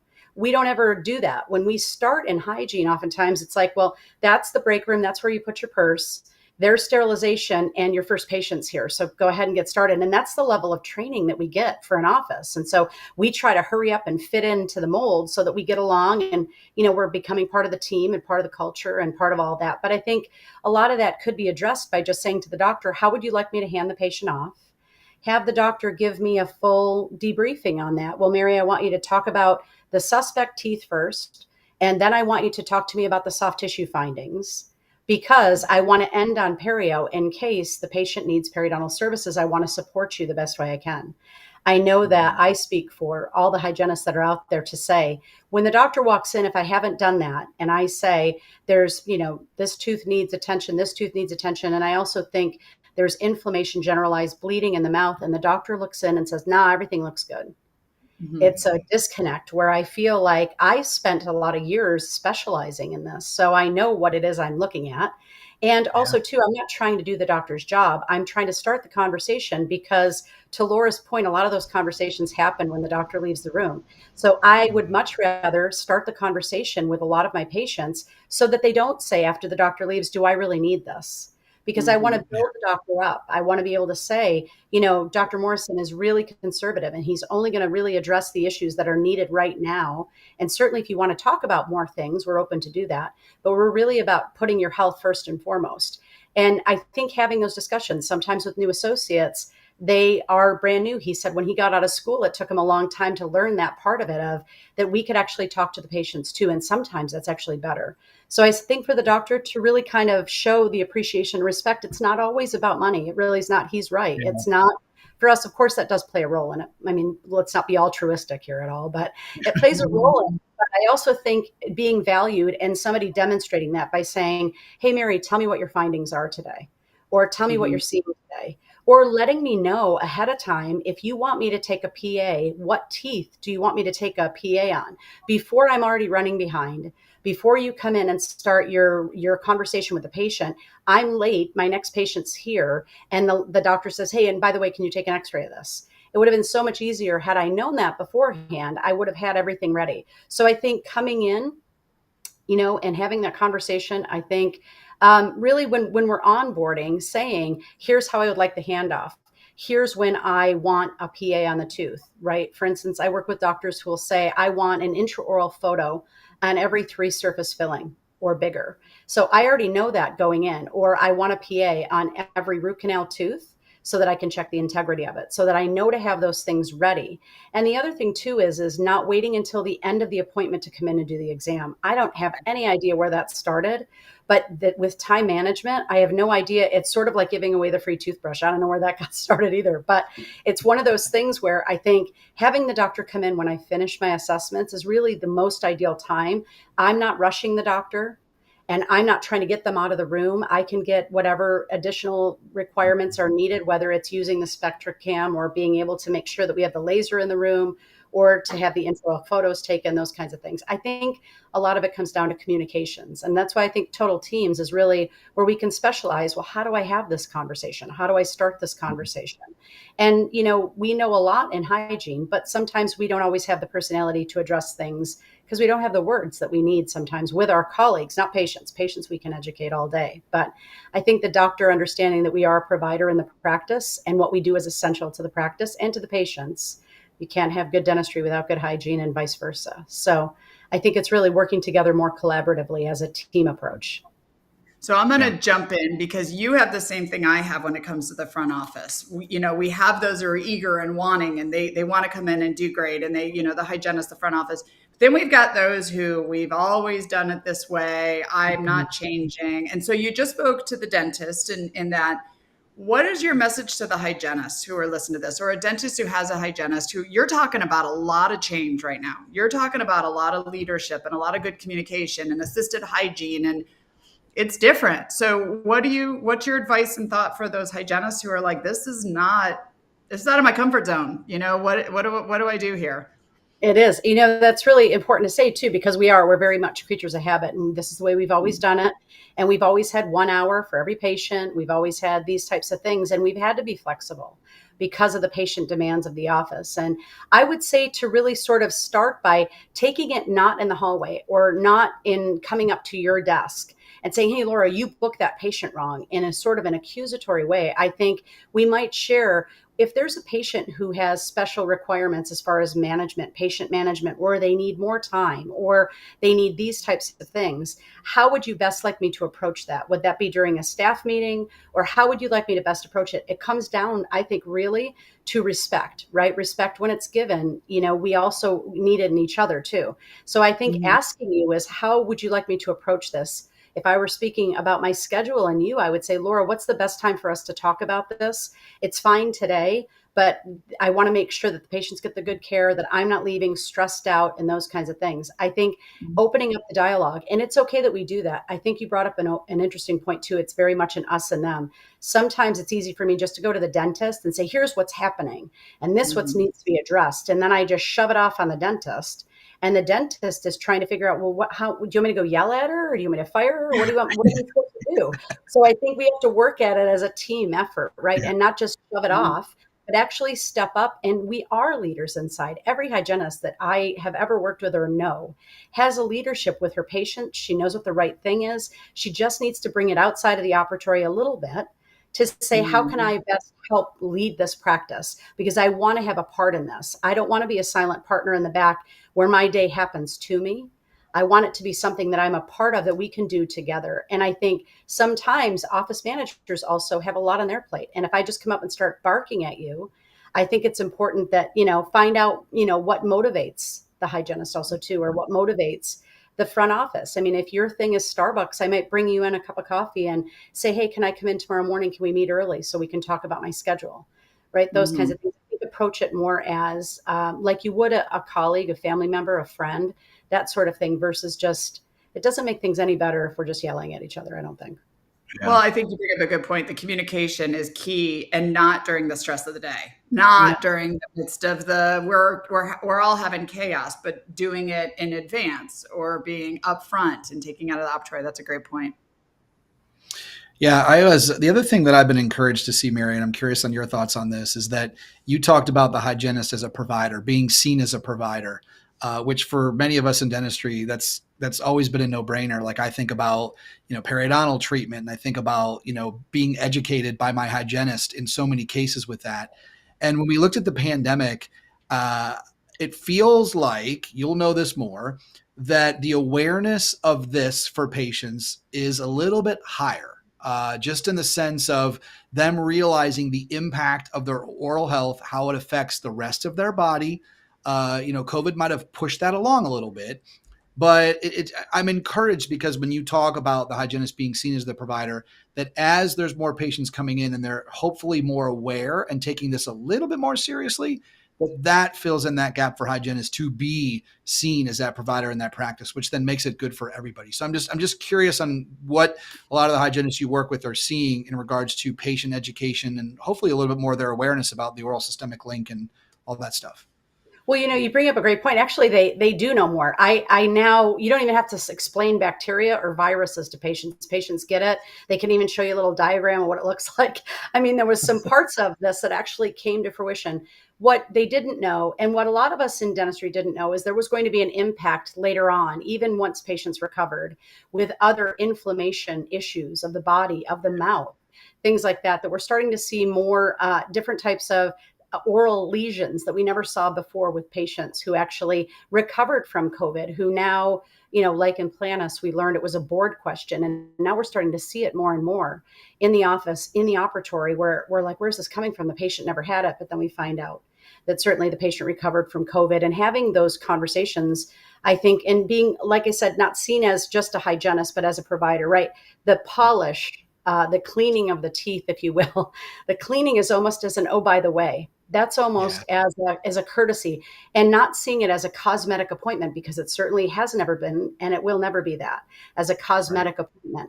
And I think oftentimes when I go in and I look at schedules and it says A Pro or adult prophy, adult prophy, adult prophy, all the way down, knowing now what I see now, I know that the majority of those patients, at least I would say, 30% of them. So if I'm seeing, let's say, 8 patients in a day, I know there's at least going to be 2 to 4 patients who come in with periodontal disease.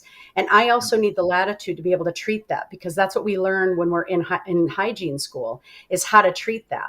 And then you come into a practice, and if they don't value that and they say, well, that's okay, just clean every other tooth or whatever, and it's hard for us to do that. And so there's an inner conflict with us to be able to say, okay, I need to, if I recognize disease, I need to be able to talk to the patient. Doctor, I need your support to come in and help me with that discussion sometimes. Go to my business team leader and say, Laura, I'm going to need help with financial arrangements, or, looking at things like insurances with Colleen Huff and things like that, looking at that if we are not aware of that, right? So I think when patients come in nowadays, I think using, the code 4346, which is scaling in the presence of inflammation, actually really more applies than just an adult prophy. That allows us to be able to bring the patient back for periodontal treatment if that's what they need, or a regular cleaning. But I think having these conversations, not just in my realm in a hygiene CE, I think sharing it with everybody in the office helps to see more as a provider, because I am required to bring in a certain amount of revenue. It's not all about the money, but there is some parts of it that is about the money that I am required in my department to bring in so that the office can be successful as a whole. Yeah. Yeah, and Laura, as I'm hearing Mary talk about that, I'm thinking about that new office manager that you talked about, or the new front desk person that's new to dentistry, and thinking how valuable it would be for the hygienist in that practice to share with that new team member what she just shared about. Because again, it's not on that person if they don't know and understand. They've always thought that everything was driven by the doctor, and the majority of the revenue, the majority of the procedures. They don't understand that in so many cases that there's going to be a lot of these procedures that are going to be done by the hygienist. And to your point, Mary, I think that when that team feels empowered and they can communicate that, like that builds that bridge that Dr. Morrison was talking about between the front and the back. For they have confidence to be able to say something to the patient, or when they leave that chair, that you as the hygienist, you guys get just as much support from them on getting the procedures done as it's always been with the doctor. So just super valuable. And, it's interesting because I think about, Laura, a lot of the hygienists that you and I have worked with over the years where we've seen present or what have you. And anytime I hear, Mary, of a hygienist just being looked upon as someone who cleans the teeth, and then I go to my brain of the hygienists that I know in our industry that are out there. Anytime I ever hear them speaking, it's clinical, right? It's like, their knowledge of what they're talking about and the value they add to a practice. It's crazy. You know what I'm saying, Laura? It's just like, think about all the hygienists that we know. It's insane. And like I said at the beginning of this, I love the people that we bring. Mary, the one thing I could tell you, Mary thinks like that hygienist sitting in that operatory, but Mary understands the full practice. And the thing you started with, I talk about all the time, I wrote it down in my notes, is that leadership is not a title. Mm-hmm. RDH after your name does not make you a leader. DA, DDS, it doesn't. It's you're setting examples and what you can do. And every time I see you speak, Mary, you inspire me. I'm like remotivated for hygiene now, because it's tough. It's hard. We got a lot going on, but this is your chance to step up. This is your chance to like shake it up a little bit. So I hope anybody watching this got inspired by you the way I did, because I think it's great. You guys are phenomenal clinicians who have such a huge impact. So last words of wisdom or motivation or, insight from Mary for us. The big pressure there.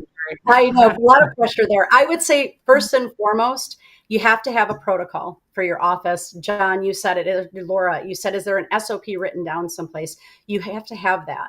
And you have to review it. It's a dynamic thing. It's not a thing that we wrote 10 years ago. The pandemic changed a lot of things. So I would say have a protocol that's written down and everybody understand it, right? I think that's the most important part of it. I think sharing what it is that we do, to your point, is we do bring health to the practice. We really establish the philosophy of care.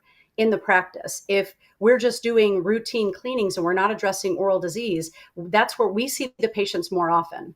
And so it's incumbent upon us to really set the stage and set the table for the philosophy of care within the practice so that they know we treat what we see, but we have to write it down. And we have to be instrumental in that part of it too, because we know this so well, but we need to be able to impart that on other people so that they know. Like you said, it's not their fault, John, if they don't know. I had a young man who's a new hygiene assistant, and I said, tell me what you think when we're measuring the pockets, what's in there. He said, I don't know, food. And so we had the whole bacteria discussion, and he literally kind of turned white, and he was like, I need to go brush my teeth. I don't think I'm ever going to, right? Because when we start to talk about it, because we are passionate about it, we can actually empower other people to get on our side and really push this forward, because this is so important and critical to a dental practice. So I would say, if I had to impart something, I would say, start writing it down of the way it should look, what the appointment time should look like. Work with your business team too, and the doctor, for the proper handoffs. There's nothing worse than having, as you know, Laura, you sitting at the front desk and say to the patient, what'd you have done today? I mean, I should do a better job as a hygienist leading you down that discussion. So, but I need to know what you want me to say. So I think it's really having those meetings that Dr. Morrison talked about, and understanding really, how do we talk to one another, really talk to each other so that we actually put the patient first and foremost. Right. Yeah. Takes a total team. And Laura, It does. yeah, and well, and speaking of that, as we wrap here, you've heard Mary mention it. We're excited in September to launch our Total Team subscription, and I think Mary, you mentioned it, that part of that is a combination of on-demand videos that people can watch on their own schedule, but a part of it is the interactive part. We're going to have monthly live casts. Mary's going to be a part of that, discussion rooms, because like you mentioned, Mary, sometimes you watch a webinar and at that given moment, the content that is shared is not applicable to what you're doing in the practice. But then next Tuesday, that patient comes in, you're faced with something you've never dealt before, and you want the ability to connect with this team of people that we're putting together, of which Mary is that. So, be on the lookout on the Front Office Rocks website for that Total Team subscription in September. We're excited about it, Mary. Always a pleasure. Excited to partner with you, and thanks for what you do. It's great to see you. Absolutely. Thank you guys so much for putting all this together. All of us in dentistry, on behalf of all of us, we appreciate you. Awesome. Right. Same Thanks, there. Mary. Same to you. Alrighty. Bye. Well, all right, Laura, I feel like we've we're got our walking around next people's guest. houses, and like there's a new closet background there. We're in the basement with Russ now. Yeah. All right, so we're going to keep this going. This is a great segue, because Laura, as you know, Dr. Morrison was talking about the importance of the team now making recommendations to him on some of the new products out there. And so it's a great bridge to our next guest, Russ Baker, who is a part of our DentalWell team, Vice President of Equipment, Service Technology. He's just doing so much. He spent so much time in our dental industry knowing and understanding equipment and repair and just anything. When I think about supplies in the dental practice, Russ is managing that for us. So Russ, it's great to see you today. Yeah, thank you, John. How are you? Hi, Laura. Always great to see your smiling faces. Nice to see you. So Laura, what we were going to have Russ do today is this is our kind of little mini lunch and learn, right? So for anybody that's watching, has ever done a lunch and learn in your practice, Russ is going to spend the next 30 minutes with us, and he's going to talk about DentalWell, and I think more importantly, like how we are simplifying the business of dentistry around the equipment side. He's going to do a little demo. But before we get into that, Russ, I just wanted to get your feedback on how equipment is changing. I know you want to talk a little bit about, this concept of the dpso, which is, what DentalWell is, which I'm really excited to hear you share about that. So maybe we start there. No, great. And thanks for having me. Really looking forward to this today. So I think about getting how I got started in the industry nearly 3 decades ago now, which is kind of a scary thought. But I know you're saying, John, Laura, you're like, no way, really? Close to 3 decades? It's true. So 29 years in the industry. And as much as we like to think that there's been a lot of changes, and there have been a lot of changes with technology and upgrades and kind of us moving from a traditional analog type world to a digital world, that's been super exciting. But our method of delivery of your products and services and service and everything really hasn't changed much. So In conjunction with that, the costs associated with running a dental practice have really skyrocketed in the last 10, 15, 20 years. So moving from an analog to digital world. So that, coupled with the challenges that I think we're all experiencing with inflation, with staffing issues, et cetera, it's basically, it's kind of illuminated an opportunity for people to kind of reconsider how they go about running their business, who they partner with when it comes to supply purchases, capital equipment purchases, having technicians come into your practice, et cetera. So when I think about Dental Whale, and one of the reasons that I joined the company a little bit over 3 years ago was they were very innovative, thinking about the customer first, which was the most important thing to me, and figuring out ways to reduce friction and allowing the manufacturers to get closer to the customer and ultimately the patient to have a much better experience. So what we've done is we basically coined a new term, right? When you think about Dental Whale, everyone kind of thinks about Dental Whale in kind of their own lens, because we have quite a few different offerings, whether it be a DSO or a GPO or education or a service company, or we're a distributor for capital equipment. So everyone kind of looks at it a little bit differently. So we coined a new acronym, new phrase called a dpso. And that is a dental purchasing and service organization, which is very unique to the industry. So those of you who look at us just for supplies and kind of more of a traditional GPO, we have over 2,000 members within Dental Whale, which quite frankly gives us the buying power of something greater than even the largest DSOs in the planet today. So we can bring additional savings to you from that aspect. We bring education. So obviously Laura decided to join the Dental Whale family, and I'd love to actually maybe interview Laura a little bit as to why you decided to do that. I have my views of it, but I'm sure I'd love to hear yours. Actually, do you mind taking a second? Yeah, and actually you're leading it right into that. It's the fact that, and I started this with, everybody here is focused on their person in the practice. And I'm focused on front office. You're focused on that dentist and the overhead and saving of money and the equipment and repair and all of the stuff that weighs on them on a regular basis, and the 42 different places we have to go to get help. And that's not an area that I'm, well versed in, but you are. And so being able to partner together and to bring that to a dentist, to take some of that off the weight off of them and be able to help them. Because the last thing I want to do is see a dental assistant in the back flipping through a catalog for an hour trying to save 5 cents on gloves when they could be actually trying to reactivate patients, because there's an easier way to do it. So the partnership for that was the main reason. Is I know there's more to it than just the phones. There's more to it than just the schedule. There's the whole practice. Right. No, that's perfect. That's absolutely perfect. Yeah. And so if you think about kind of what we are, we're essentially an alternative to the traditional dealer model, right? In a new way to do business. We're keeping cost conscious for you, so that you can continue to invest in your practice, in your people, in your customer experience, your patient experience.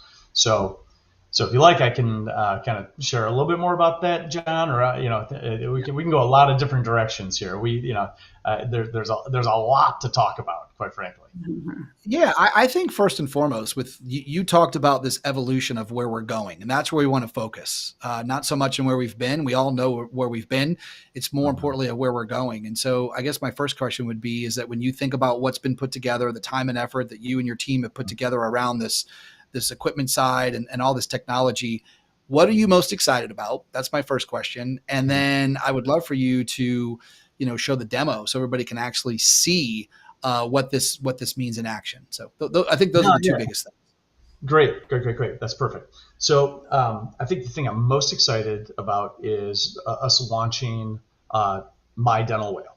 So My Dental Whale it's a business management platform for you to, as a single sign-on, for you to manage your business.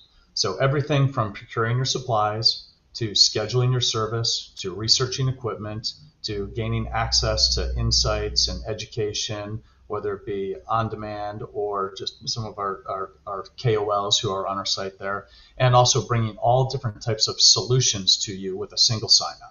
So we are live with My Dental Whale, and we're going to actually launch the full site at our Business Immersion Summit in Las Vegas in September. So we're really excited about this. There it Las is. Vegas. We've been plugging Vegas. He said Las Vegas. We've been saying Las Vegas all day, Russ. So I'm glad you talked about the summit. So good. Okay. Sorry. Keep going. there's the, you gave it away. There we go. So we're in the middle of integrating many of the vendor relationships that we have currently. So if you think distributed product, our primary relationship is with Darby Dental.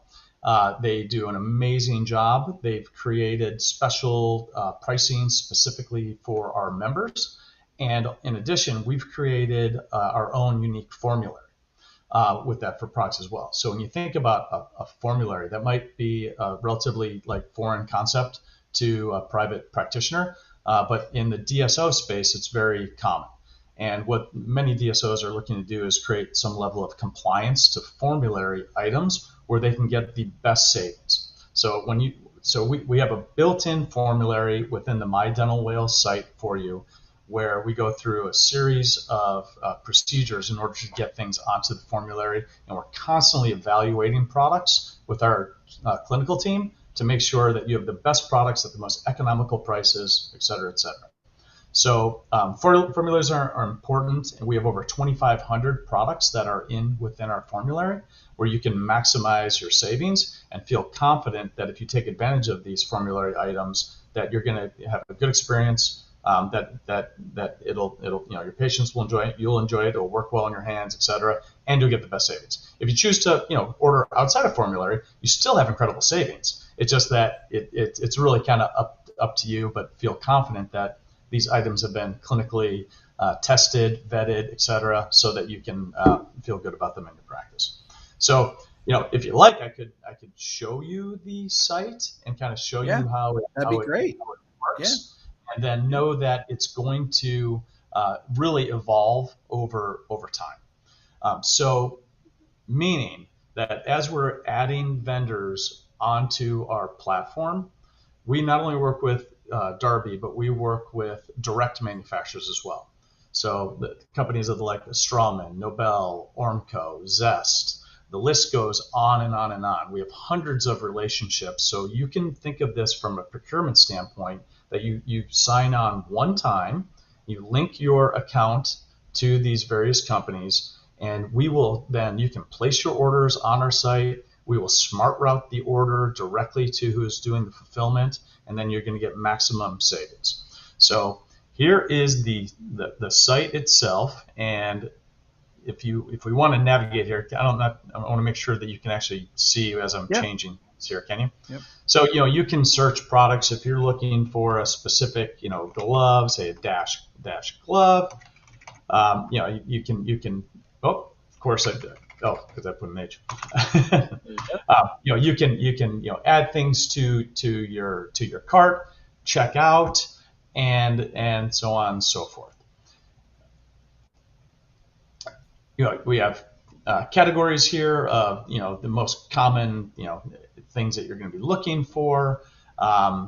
This is our formulary tab. This is our vendor setup tab. So currently we're set up with Darby and Office Depot. We have many more vendors coming to our store soon. Once you connect to that, then you're going to be able to have access to all those products at the additional savings. Also on the site, so supplies is really straightforward. You'd shop like you normally would, and you'll see the pricing that you're going to have, free shipping from Darby, and we'll take care of things that way. So let's say you have a need for repair, which this is really important, and also one of the reasons that we kind of coined the whole phrase, the dpso, the Dental Purchasing and Service Organization, is because the traditional GPOs, group purchasing organizations, don't have access to service. Dental Whale has the 4th largest and fastest growing service department in the United States. So it's under the brand name Dental Fix. And these are individual business owners through a franchising model that provide exceptional service. They go through an immense amount of training, and they have access to all the parts, et cetera. And typically their fee structure is really, it's about 30 to 50% less than what you're probably seeing through your traditional dealer. In my old world, and I was with a dealer for quite a period of time in a management position, it felt like every day was kind of Groundhog Day, in that I would get a call from one of our reps saying, hey, Dr. So-and-so's practice is down. They contacted us and we can't get a technician out there for 4 days.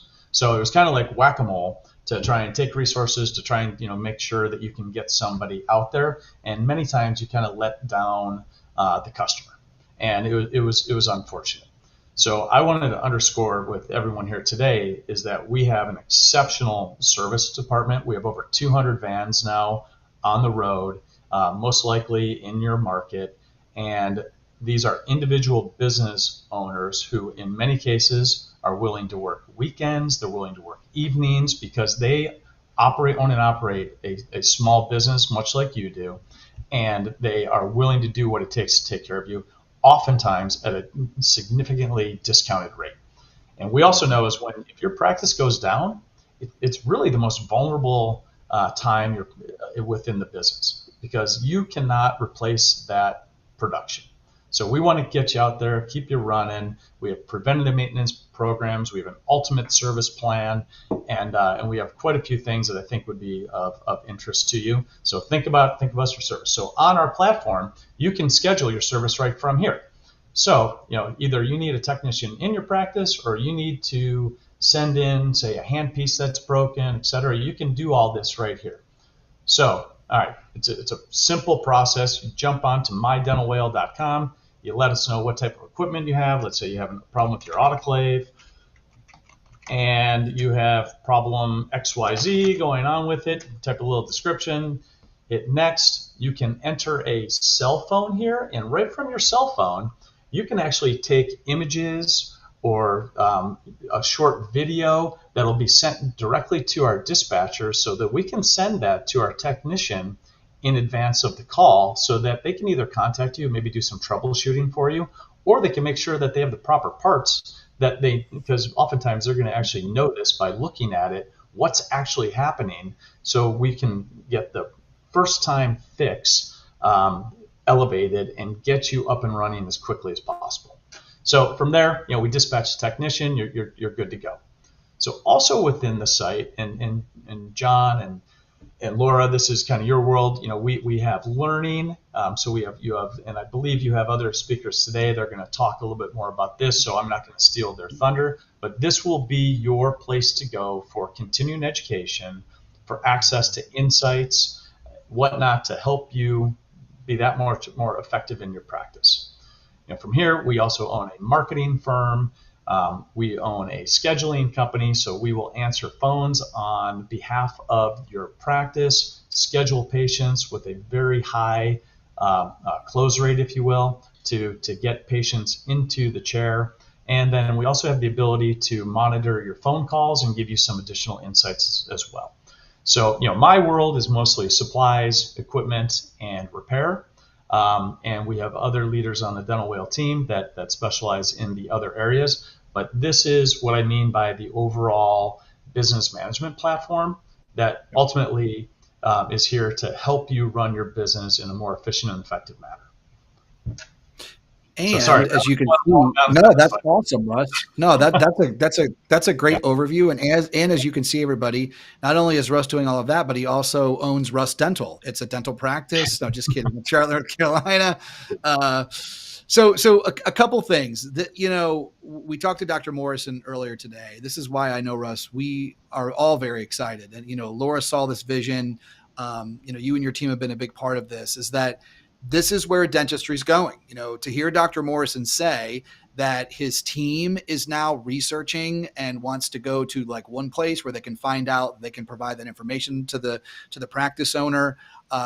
There is also just this realization that, listen, there are other organizations that are finding ways to be innovative in dentistry to help add value to the practice. And so when you mention this dpso, I see this middle lane. I see it exactly for what it is, in the sense that when you have, a practice that wants to be able to take advantage of a lot of the different, whether it be pricing or pricing is one, but as you know, Russ, it's also support. It's also like knowing, that you can go somewhere where there's a team of people behind this that can support you as well if you have questions and along those lines. So I think it's an interesting evolution of all of this, of where this is going and being able to provide this to the dental practice. The other thing I wanted to ask you is that what has it been working with the different manufacturers? So when we talk about building a new way to purchase your products, be more connected with these manufacturers, I can share, I've had this opportunity since 2019 to speak with many, many dental companies and interview them. And I've seen this trend, Russ, which is the gap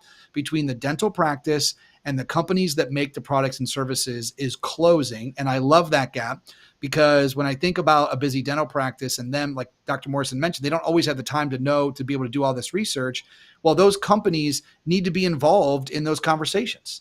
And so, by taking some of this middle out of that and allowing that relationship to happen, it only benefits everybody. So I'm just curious from your perspective, you have a lot of relationships with these manufacturers. I mean, I know we're working with hundreds. Can you talk about what their response has been to this new model? Yeah, no, I appreciate that. They love it. And they like the innovation that's taking place with Dental Whale, because they ultimately care about the practice as well. Some of the challenges that they've experienced in the past really tied to exposure that they don't necessarily always get. When you look at the dental industry, it's actually surprising how small it truly is, and how many like true OEMs there truly are. And depending on traditional or former relationships that they have, it really determines whether or not they get access or the ability, unless they're just doing a lot of marketing on their own. And so I think through our relationship with Dental Whale and some of the things that we're doing with vendor spotlights and podcasts and different things, we're giving them a way to help educate the consumer, right, their customer. And we're providing that type of portal and that type of experience for them that they really haven't had in the past. So they're looking out for your well-being, and they want to help educate you on the different things that they can bring to the table.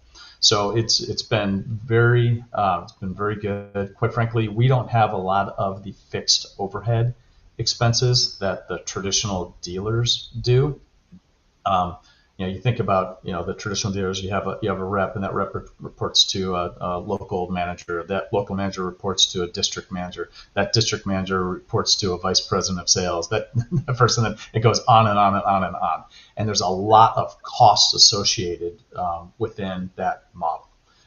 We are very nimble and very, I'd say, personnel light when it comes to management and whatnot. So we can also offer very affordable prices. And on the equipment and technology side, we have now 126 lines of equipment and technology that most practices don't even know that Dental Whale is in the game yet, because we're really kind of an up and coming scrappy company, and we're making things happen in this space. So the manufacturers are opening us up left and right.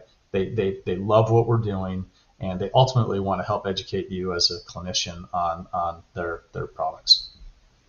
I actually am having flashbacks to being in the office, and besides the thing I didn't like of having a dental assistant in the back flipping through a catalog trying to save 5 cents, the other thing is, you were talking about relationships, and I remember we had one assistant who's our best. She bought all of our products, but she knew this rep at that company gave this discounts, and if you order 3 of those, you got an extra box of this, and that expires. You wait till it expires, they take it back.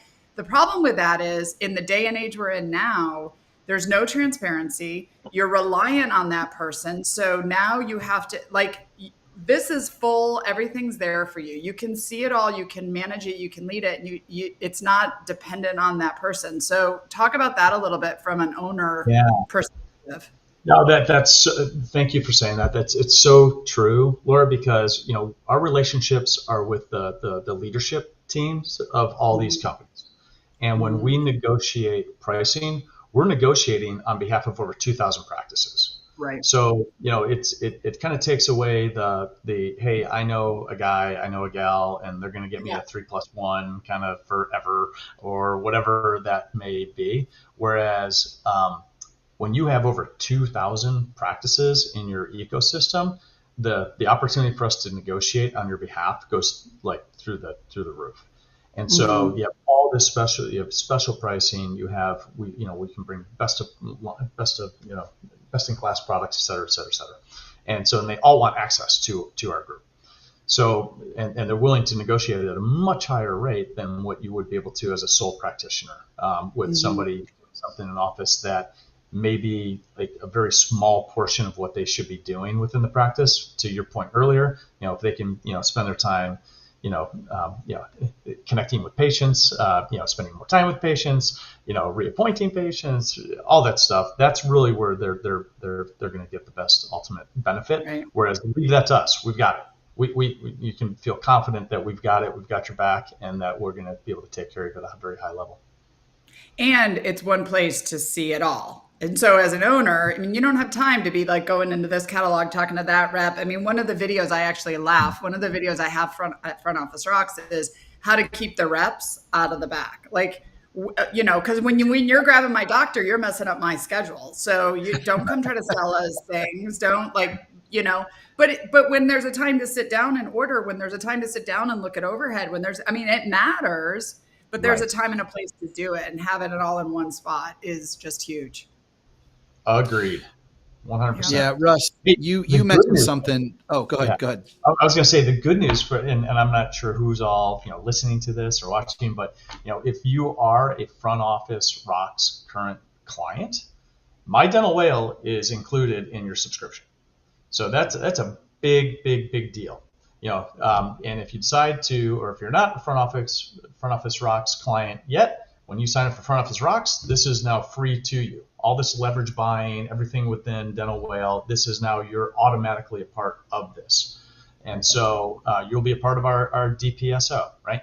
And without having to sell your practice to a DSO, you get all the benefits of basically being a DSO without having to give up any ownership or any control within your business.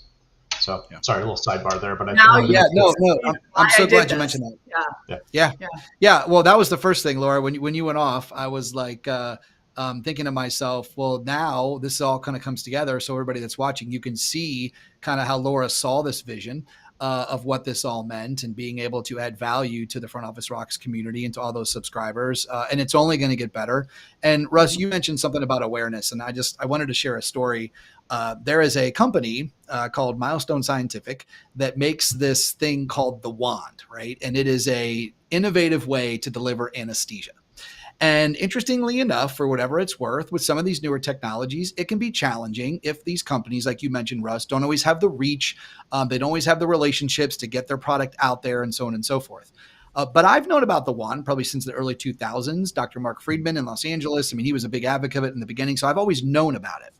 Well, you and your team, Russ, brought it to my attention that we were working together with Milestone Scientific. And so we reached out to them and we put together like a 4-episode, company series. And I had the chance to speak with Dr. Hornbrook, Dr. Jack Ringer, Dr. Bagoff, and Stephen Leverbrook in New York, and then Dr. Cynthia Braziani, which is actually going to be, next week. And what blew my mind, Russ, is you have those 5 are some of the top clinicians in our industry who love this product. They're talking about creating a better experience for the patients, and how, patients, many of them don't come to the practice because they're concerned about the needle and the anesthesia. Like, we don't know that. They just don't show up, Laura, right? They just cancel, and we don't always know the reason.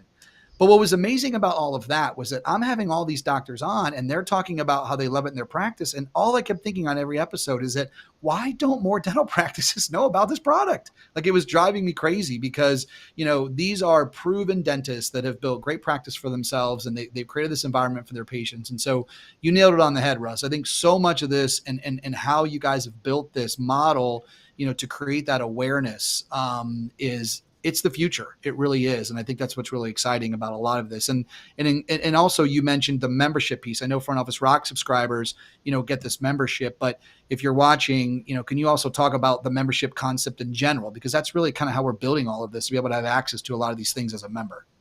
Yeah, no, perfect. And we, number one, if you want to learn more and more about it, you can basically go to join.dentalwhale.com.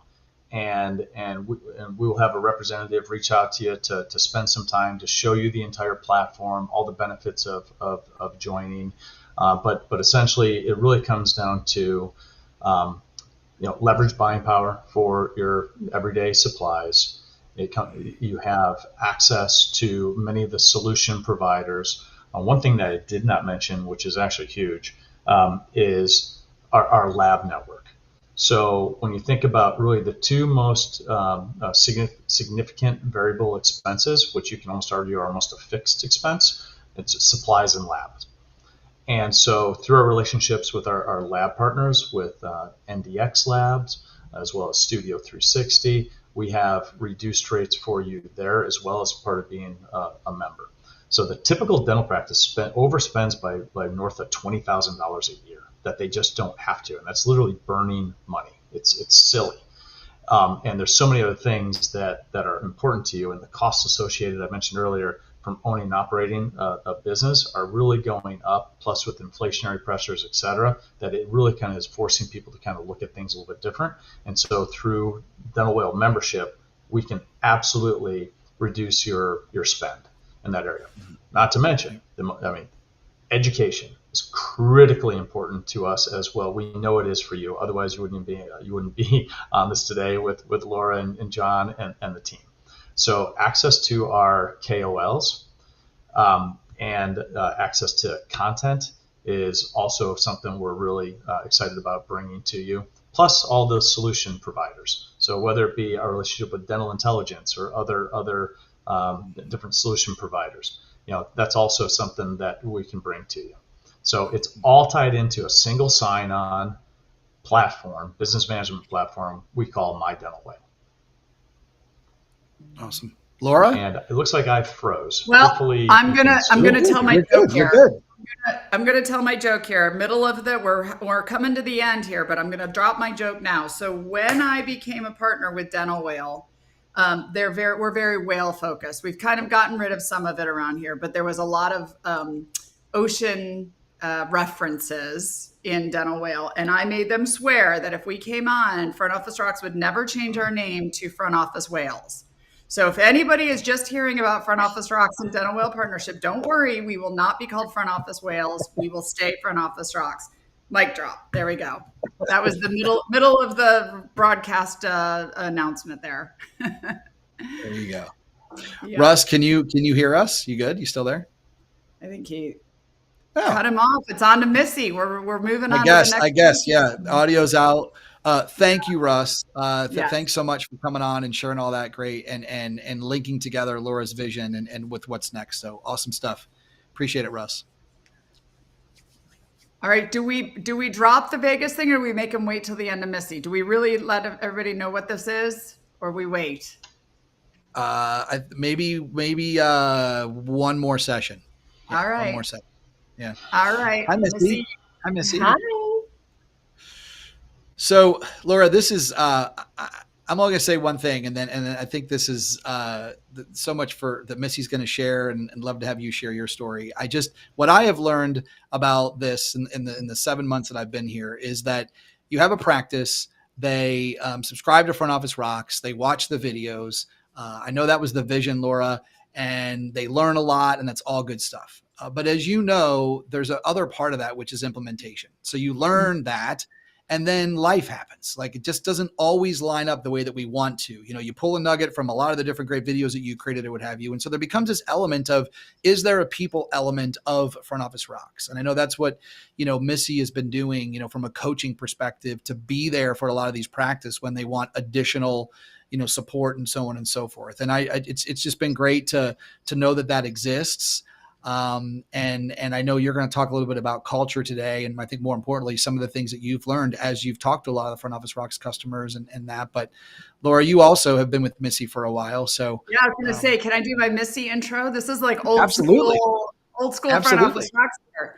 So like I said in the very beginning, everybody in this call, everybody on my team, I'm partnered with them. I work with them because there's a passion in what they do. And so Missy, actually, my first practice in Maryland, which this is way before Front Office Rocks was ever a thing in my head, Missy worked in my practice for a little bit before we sold and moved to California.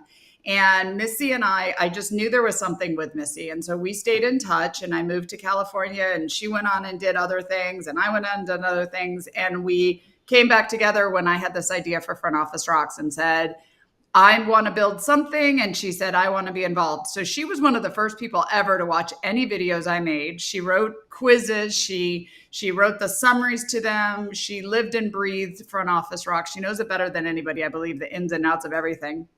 But she kept saying to me along the way, as we built Front Office Rocks, you need to coach, you need to coach, you need to consult, and I refuse to do it. I don't like it. Missy's like, this is what people need, and I love it. I love it. I said, you do it then. Like you talk to the offices, you do it. And she said, okay, I will. So here we are now. I always said Front Office Rocks would never do coaching. But thank goodness for virtual like this, Missy has the ability to do it. She's on the East Coast, I'm on the West Coast. So Missy lives and breathes Front Office Rocks, but puts her own perspective on it for actual implementation in dental offices, and has been doing it phenomenally for a few years now. So I'll turn over to you, Missy, but I'm just so pleased that you're still part of my team and you're taking Front Office Rocks to that next level. Well, thank you so much for the introduction. That was delightful. And this is something that I'm passionate about. And I'm so thankful that Laura and I did stay in touch, and I've been able to grow with the business, learn along the way, and really touch a lot of practices and their teams. So thank you for the introduction. Also, thank you for sharing this sort of platform today with all the people that are listening and watching. I think sharing is a big part of the culture at Front Office Rocks. I think, you've always said that the reason that you created Front Office Rocks was because you wanted to share your knowledge and your experience with people. And then we added coaching so we could share support, and we're adding this total teams training subscription so we can share live information every week. So I think that it's really important that people know that we're all about sharing, and the culture at Front Office Rocks is about sharing. So to segue into my little talk about culture, I think a lot of times doctors, office managers, just practices in general sort of take for granted that a culture will sort of just come about, right? They'll say, well, I know I want things to be efficient. I want to be productive. I want my team to get along. I think it's just going to happen magically. And Laura, you know as well as I do, it does not happen magically. You definitely need to work on your culture. And I think there are so many different ways you can do that. Front Office Rocks has ways to help you do that through videos about, systems and strategies and that type of thing. I think that when I talk to offices about culture, I say, really think about what sets your sort of vision and your office apart from other people. Think about how you can, take your ideas and make them work for your team and your patients. You are the person that creates the culture, right? So just having the idea isn't enough. You need to definitely put in some work and think about what the culture means. And part of that starts with the hiring process, right? You need to make sure, and Laura has always taught me, you need to really think about the types of people that you're looking for when you're hiring a team. You need to make sure they're on board and understand your vision and respect your vision in order to make sure they will be sort of a good fit for the culture of the office. some of the things that I think sort of go into the culture are the kind of energy you want to have in the office. What is the patient experience going to look like? What will the flow look in the office? What will the flow look like in the office? How does your team feel? How do you feel? How do you all work together? How can we, make this something that's going to be great? And I think that the way to do that is to really, trust each other, which is another, thing that we have to sort of build and work on. We need to build relationships within the team. We need to have effective communication. And these all sound sort of just like big, ideas. But they really are things that will help as far as moving forward, creating a culture that will be, you'll create an environment where people want to come, where your team loves to come to work. There's nothing worse than dreading walking into work or walking to your desk or logging on to work and thinking, oh my gosh, I don't want to do this, right? So I think that when you work on your culture, when you create a culture and work on it and really nurture it, it will show not only in, your production numbers, your new patients, your patient experience, but your team will feel it too. And the energy that your team has with each other, that just creates an excellent sort of addition to the flow of the office and how patients feel. And all of those things on Front Office Rocks, I think sometimes people think, okay, it's about phone skills or it's about insurance, but it is so much more than that.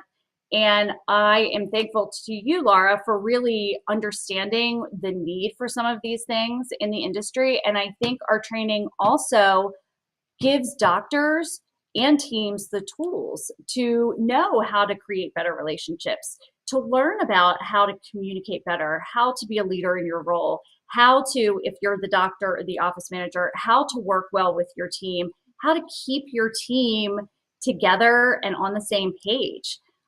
Through, different videos, webinars, and now through coaching, I do a lot of discussions with teams about culture and how, the front versus the back. How do we come together? And all of that is sort of the culture wrapped into one little package.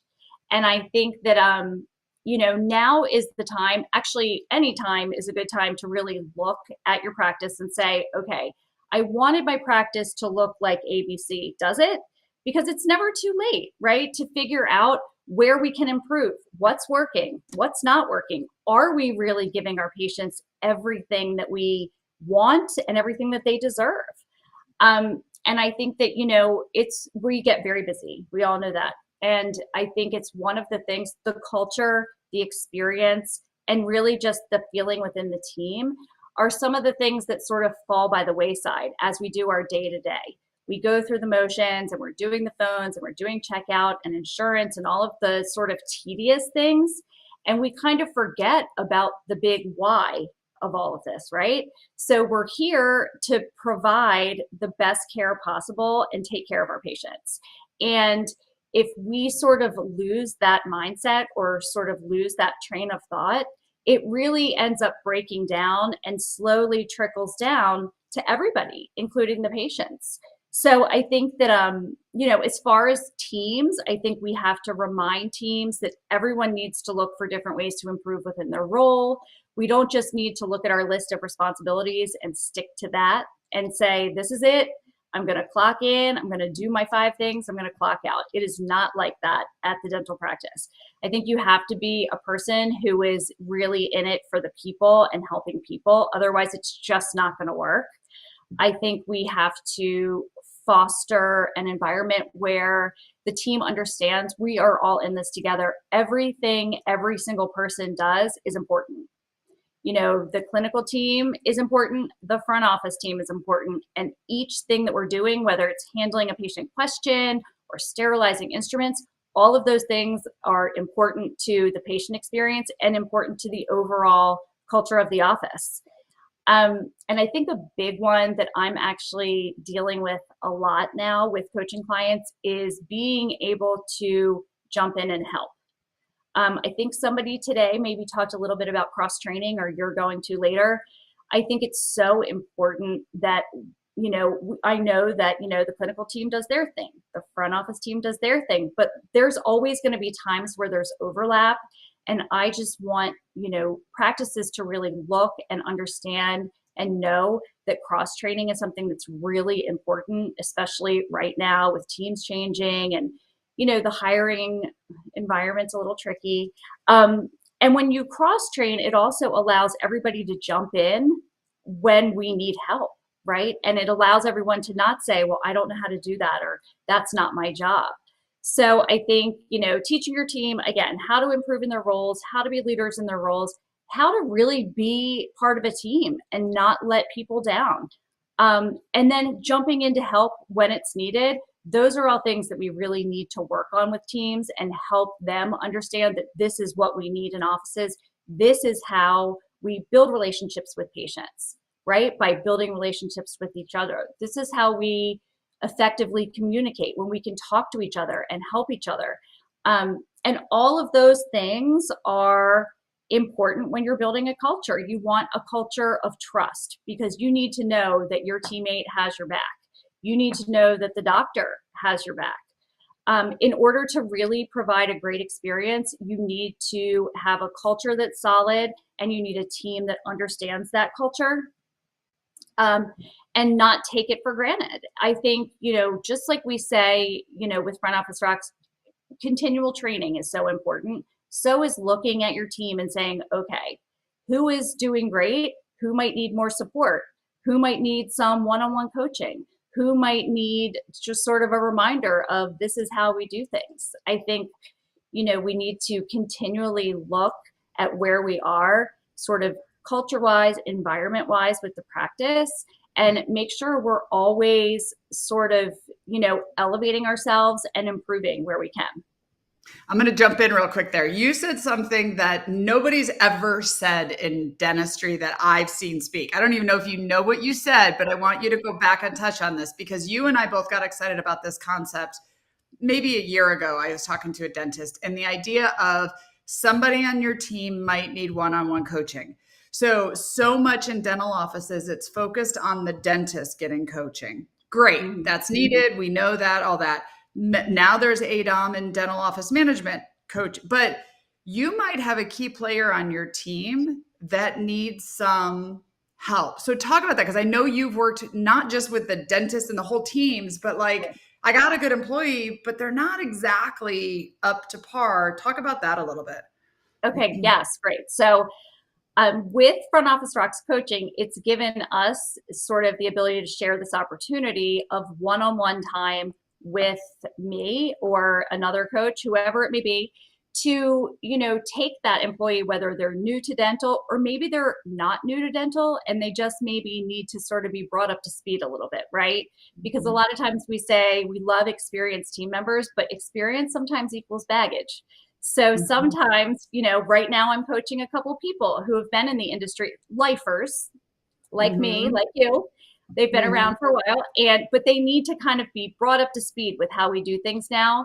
And coaching allows me to do that. So they sign up for coaching and they receive Front Office Rocks, the subscription, monthly subscription for free as part of their package.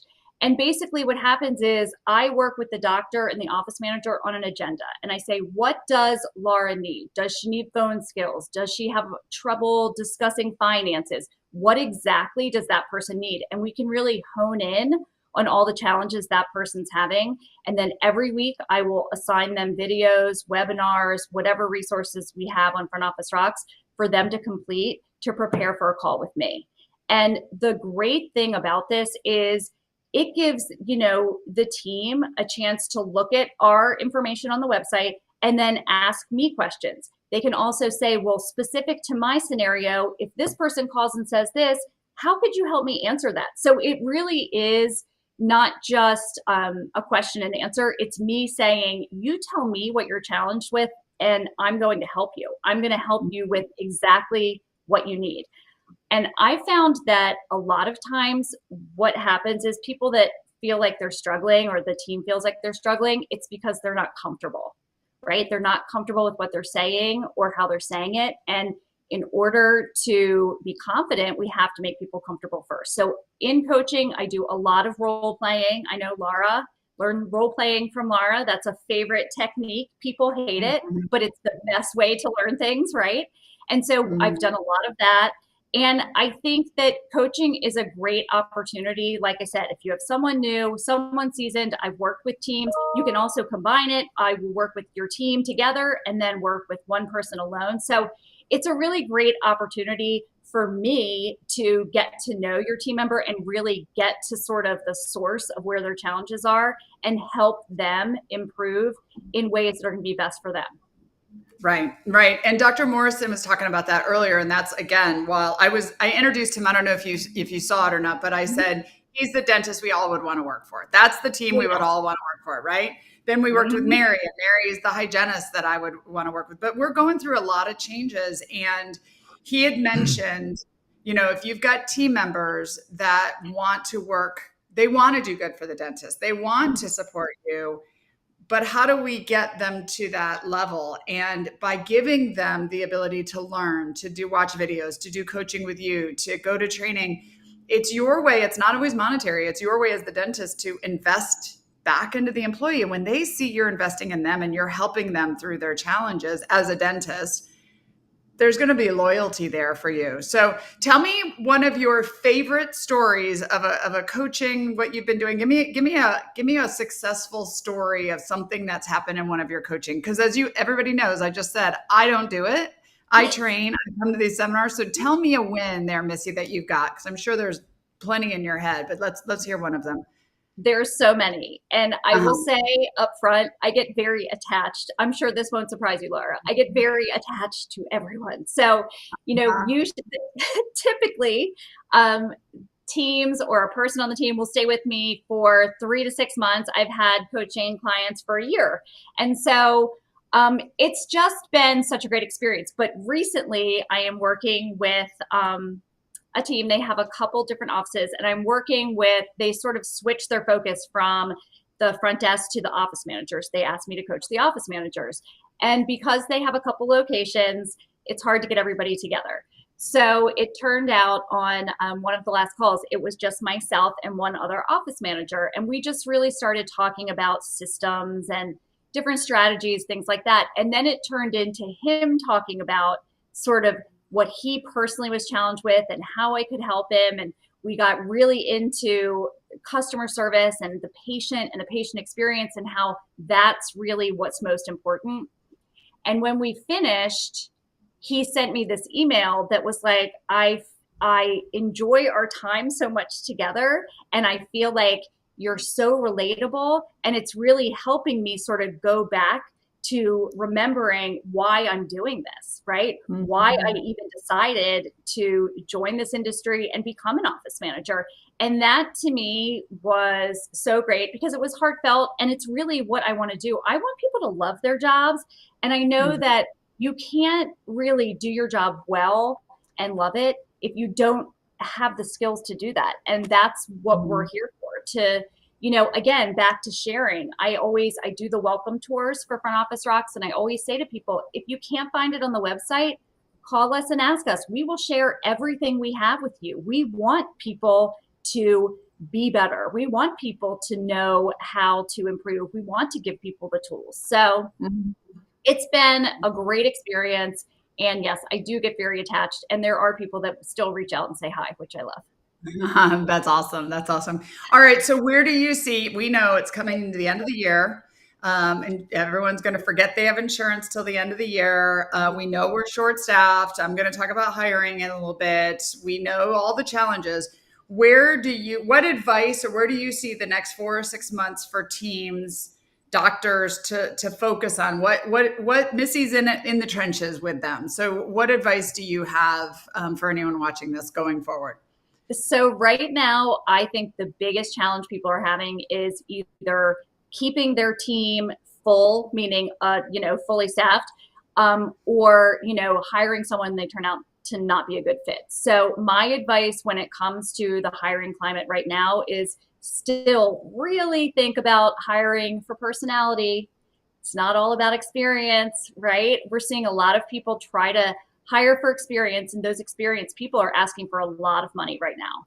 And instead of stretching your budget with that, think about people that, you know, are excited when they come in for the interview. Think about people that have a customer service background that you can train.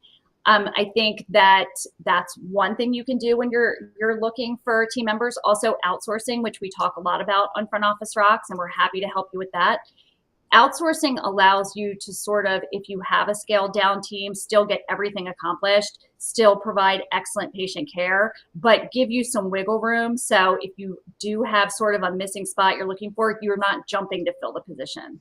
So I would say really considering the candidates, looking outside of dentistry, if it's, you know, someone for the front desk, and also considering outsourcing when you do either have someone leave from the team or if you're just short right now and still looking. Yeah, I agree with that. Now you see, John, why Missy has been around with me as long as she has. We're starting to look alike too. I think we're going to be sisters into this. I mean, maybe she's looking to take my shoes one day when I go off into. Yeah, she's retired. She's kind of like said she's retired once, Missy, but now we got her back. John brought me back. I'm like Garth Brooks or whatever. I can't retire. Yeah, his second tour has been like just as good as his first tour. So we're looking forward to it. Yeah, I listen. I mean, this is the evolution of companies, right, Laura? This is the, you know, you create for the purpose of solving a problem for the busy practice that wants to watch the videos or what have you, and then that solves that problem, and then there's more challenges and things that we can't foresee. So I think that's what's so great about, you know, having Missy available, and like we've mentioned, you know, all day today, we're excited about this total team subscription, where again, like a lot of the things that Missy's been talking about, you know, will be available. So yeah, we're excited, Missy. We're excited to be able to help practices keep moving forward. We talked about that strong culture with Dr. Morrison, and you said it, Laura, right? And I think the one thing I took away from Ryan is that his vulnerability to say, listen, like it's easy to watch him talk about what he talks about, and if you're a team member, you're like, man, I want to work for that doctor. But I'm also glad that he mentioned that this has been a challenge. You know, this has been a learning journey for him, as it is for all practice owners and dentists and the like, right? I mean, it is a journey, and so I think what I take away more from him, or I think his team probably connects with him, is his vulnerability to say, listen, like I'm still learning. You know, like I need you. I'm still learning, and so super impressive there. But Missy, thanks for coming on. With Missy, and what we were talking about too, Missy, like for anybody watching this or thinking about it, it's not just the dentist who needs coaching. Your team deserves that too. And Missy's been in the trenches like I have. She knows what it's like to sit there at the front desk and have 6 people walking up and the phone ringing and the dentist needs something and the toilet's overflowing and the mom comes in with the baby and says, my babysitter canceled. Missy knows it. And so to have your team members be able to relate to your team members, because as a dentist, you don't know what it's like to sit at the front desk, just like we don't know what it's like to be the leader, the owner of the business. And so, you know, investing in your team and bringing someone like Missy in to help, you know, them evolve is huge too. So I love that we got that nugget out of this half hour. Yeah, Awesome. I think like I've tried to emulate Laura in being relatable, because I do think that is part of the reason Front Office Rocks has been so successful, is because Laura's relatable, not just because she has been there and done that, but because the way she shares information, people get it. It doesn't feel like it's coming from someone that doesn't know, you know, what they're going through. And I really strive to do those things in my coaching sessions as well. I really try to connect with people and help them figure out the best way to solve their problems themselves. Empathy matters. It really does. Totally does. Missy, thanks so much. Thanks for coming on. Thanks for being a part of this, and for all the great stuff you're doing. So have a great weekend. Thanks. You too. All right, Laura. So couple housekeeping things. We have our next presentation is a recorded presentation. I got a chance to sit down with Dr. Heather Dawn Lawson Myers. Yes, that's 4 names. And as she has educated me in Jamaica, like it is the respectful thing to do to say every name. So I always do. But she's our next presentation. But I did want to let everybody know, for the sake of how long we can stream on the different platforms, is that Dr. Lawson's presentation is going to go until for the next, it's about 35 minutes long. And then what we've done is if you're watching on YouTube, Facebook, and LinkedIn, we have created another stream that is going to be exclusively Laura's stream. So it's going to be Laura's going to do her wrap where she's going to talk about hiring. And then also, Laura, I know we wanted to get your insight from today and all the notes that you took as kind of a final wrap. So just make that note, everybody that's watching, whichever platform you're watching on, that there will be a new stream that you'll have to activate. It'll be right there on Facebook, YouTube, or LinkedIn to go ahead and watch Laura's final presentation. So Laura, I'm going to go ahead and queue up our next learning session. I'm excited about this. We have not forgotten about the dental assistant. So this part is for you guys. Let's do it. That's it. What's going on, everybody? Excited for another course here on this Vacation Business School. So excited to be with you today. And it is an absolute pleasure for me to spend a little bit of time with who has been a colleague of mine.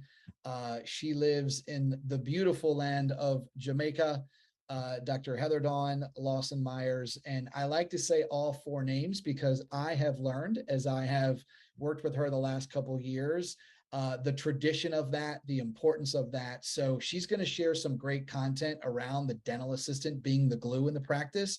But the most important thing was we got the name right. So, but for the sake of our conversation, I'm just going to say, Heather, how's it going? All is well. All the better for seeing you. As usual, you have that fantastic smile. So that just sets the tone, right? Well, it is great to have you. And before we delve into why you feel like the dental assistant is such a, this glue in the dental practice, I would love to have you share with everybody just a little bit about yourself. Oh, sure. I'd be happy to. I've been practicing dentistry for about 34 years. I started as a kid, right? And I've had a wonderful experience training dental assistants and serving patients over the years. I began my training at Howard University in Washington, D.C., and I've been practicing in Kingston, Jamaica for the past, I would say 30 years. And not once have I ever awakened to go to work and felt, I don't want to go. So I love what I do because I love caring for people. I love teaching and sharing and mentoring. And all of that is done on a daily basis in my world. Yeah, I love that. And I think that's why we are so excited to have you, not only the experience that you've had running a practice, caring for patients, but you have now evolved into this new journey of your career where you're putting together educational content for dental assistants and continuing to give back to the profession that I know that you love so much. Can you just talk a little bit about that? This drive to want to create some content around the importance of the dental assistant. I think it'll really kind of help build a bridge for what we're going to discuss today. So, you get to a point in life where you realize it's not about you. It's about what you can impart and leave behind. And so I've always been a natural teacher. I love to share information. And in Jamaica, in 2020, we focused quite a bit on the tourism industry and things went belly up. And, a lot of restaurants, etc., closed down. And I had this great idea to create a learning platform for anybody who might have an interest in learning dental assisting. Now, we know that there's a lot of training on the job, but wouldn't it be wonderful if there was somebody to support this learning process while you're doing what you're doing during the day? Someone could get some further information in the evenings at their own pace so that at the end of the day, the doctor feels well served. He doesn't feel that his patients are shortchanged. Mary, who has to do the training as well as provide distinctive care for the patients, gets a little breather because she's getting help, though it be virtual. And at the end of the day, it's a win-win. And I must tell you that it has been such a welcomed experience for so many people who were like, I don't know what to do next. They didn't have to stop what they were doing during the day, but they were able to start growing in the evenings. I've had many dentists asking me, do you have anybody available? Because, you know, there is a shortage of dental assistants at this time. So it's really been a wonderful experience for me. Yeah, and I know when we talk about Front Office Rocks and the community that Laura and her team have built, it really is about training is at the core and ensuring that everybody in the practice in some form or fashion is trained. And I'm sure you're going to get into this as well, Heather. It's a, you know, and everybody understands what everybody else does, because certainly it's important. Everybody stays in their own lane in a dental practice for the things that their skill set has them there for, but to make a practice really work well and efficient and like an orchestra, it does take everybody at least knowing and understanding what everybody else in the practice does. And in my short stint, I certainly haven't had the years that you've had in a dental practice, but in my short stint of working with doctors and dental practices, there was one takeaway I always learned from the practices that were very successful. And they would say to me that the dental assistant was essentially like the air traffic controller, meaning that when you had a dental assistant in the practice that was organizing everybody and, you know, okay, doctor, you know, we have this procedure in this room and now you're over here and now you're over here, almost kind of, you know, directing all that traffic, it really helps a practice move forward. So with that, I wanted to get started and ask you, what is the dental assistant typically responsible for outside of assisting? Oh, that is such a great question. I look at it as a threefold responsibility. First of all, that dental assistant sitting beside the patient who is a little anxious, who is not sure, has the opportunity to reassure, to comfort. You know, when you go through something challenging with somebody, you build relationship. So the dental assistant is key to building relationships with our patients.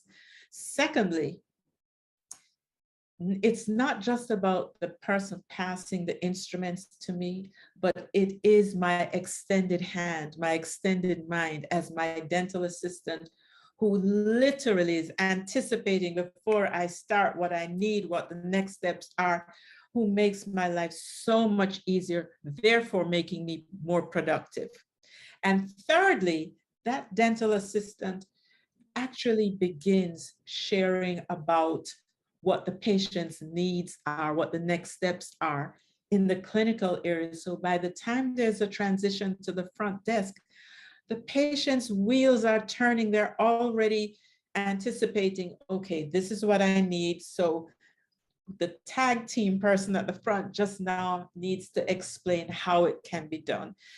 Because when we are sharing what we need our patients to do, the process doesn't begin at the front desk. It starts from the clinical area. So that dental assistant is the one that creates that smooth transition to the business office as well.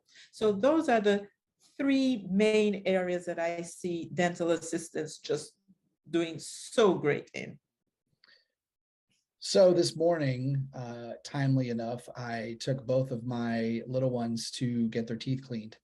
And I was always observing when I'm in a dental practice, more so maybe than others, just because of the nature of being in the business. But I was watching the dental assistants, like always, running around. And there are the responsibilities that they focus on a daily basis. And then there are, as you know, Heather, in some cases, other things that they are asked to do or what have you. But from your perspective, where should the dental assistant's responsibilities be focused? Scheduling, reviews, can you touch on that? So in an ideal team, there's cross-training. That means that the dental assistants not only understand the clinical aspects of the office, but they should have some basic information as to how to run things in the front office. Likewise, our business assistants should have some idea about the dentistry and how the clinical area is run, so that there can be crossover. So that question can be, that dental assistant should know as much about the front office that if someone is missing, they can slide right in. Or you may be thinking in terms of a dental assistant working in a specialty office, and therefore understanding the uniqueness of what is needed in that specialty.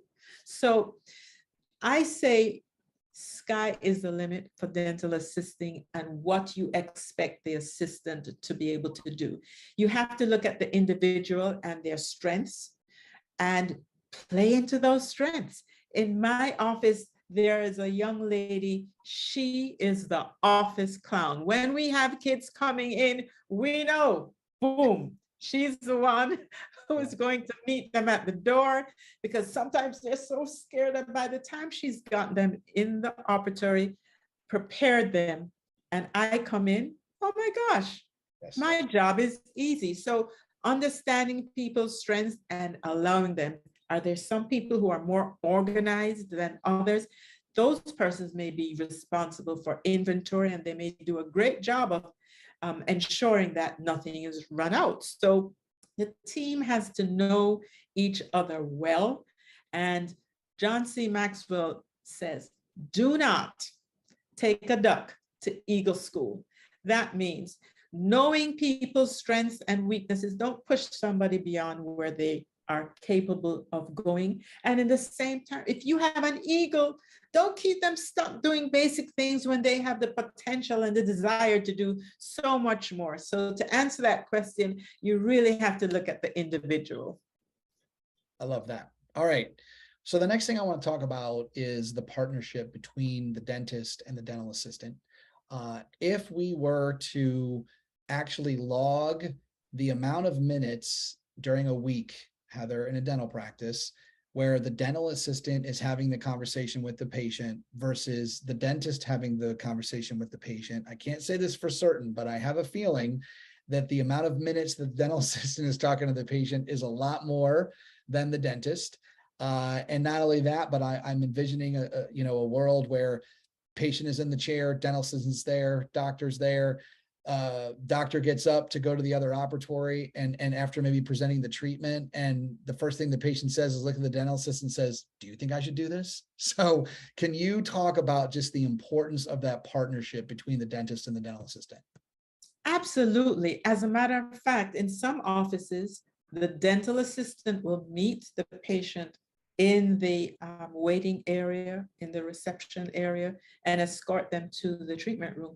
So that the bonding begins there when they introduce themselves and they walk the patient to the treatment room. And as they're getting the patient prepared for the doctor, maybe taking vitals, seating them, it is so relational that many times you'll hear the dental assistant saying, so how did that basketball game go? Did your grandson win? Or when is your daughter getting married again? It's very relational.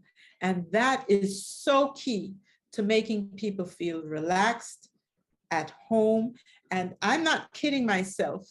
While I do good dentistry, nobody really cares about the line angles and how, well, of course, you want the aesthetics to look good, but Yeah. It's more important about how people are made to feel. You as a parent observing what was happening in the dental office, if those dental assistants had your kids feeling lighthearted and bubbly, it's such a great experience for you. So it is indirectly saying to you, it's okay, come on in. And by the way, bring any friend that you're interested in, bring your mom, bring your pop.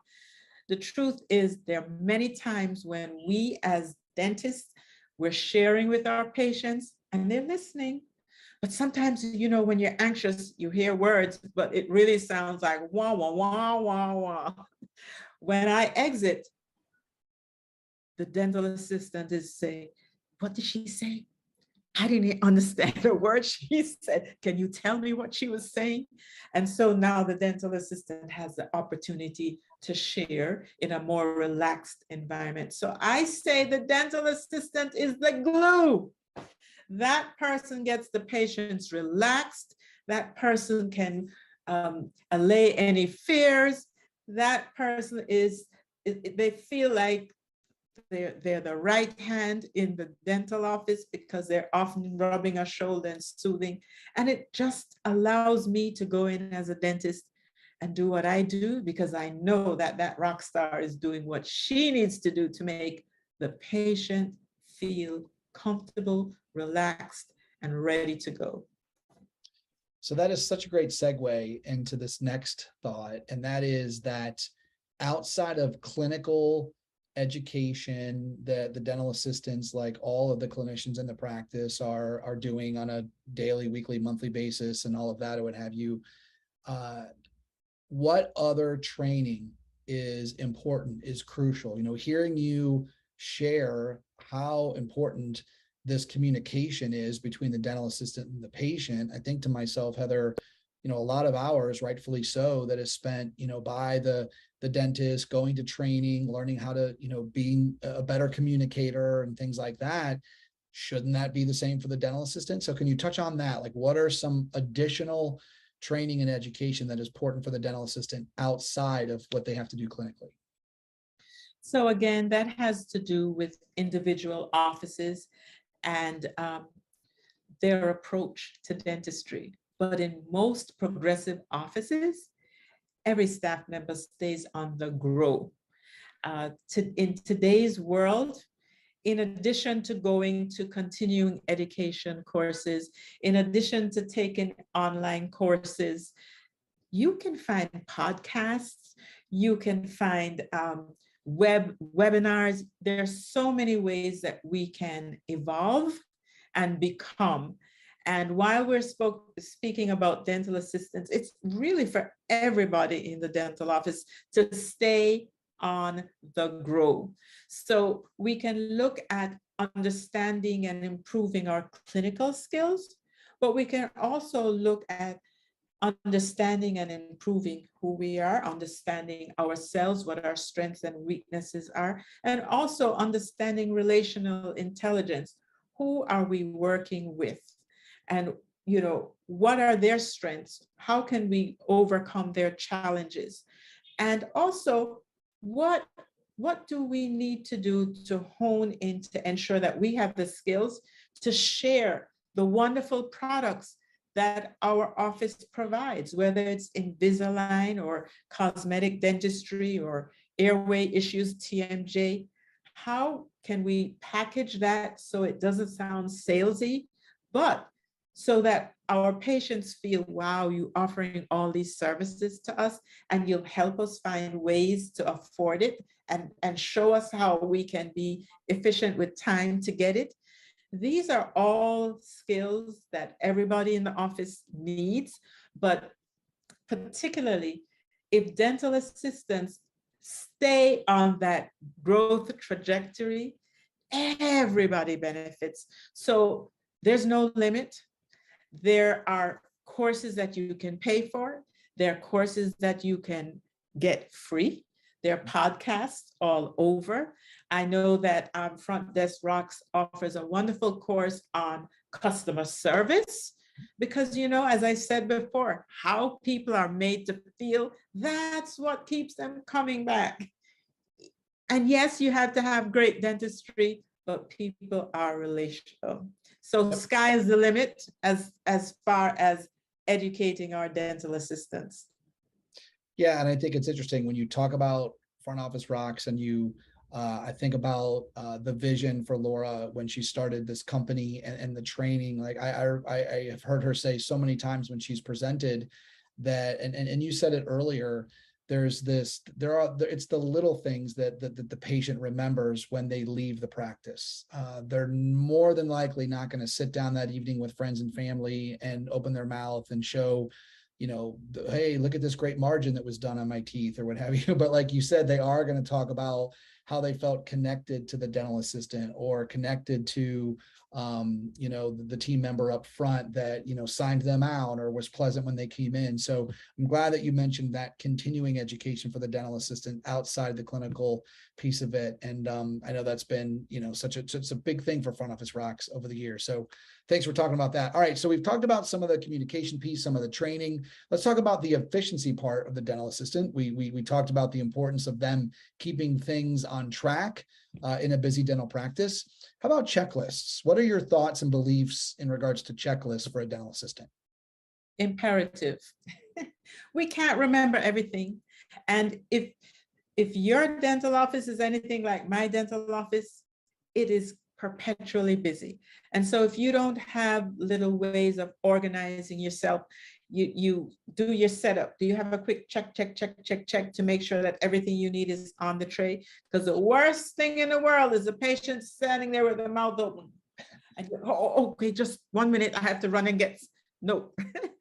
Or it may be a checklist at the end of the day to make sure that all the things that are required of that office at the end of the day are completed. Because the worst thing in the world is to come in the morning and realize somebody forgot to turn on the autoclave last night. We don't have any sterilized instruments.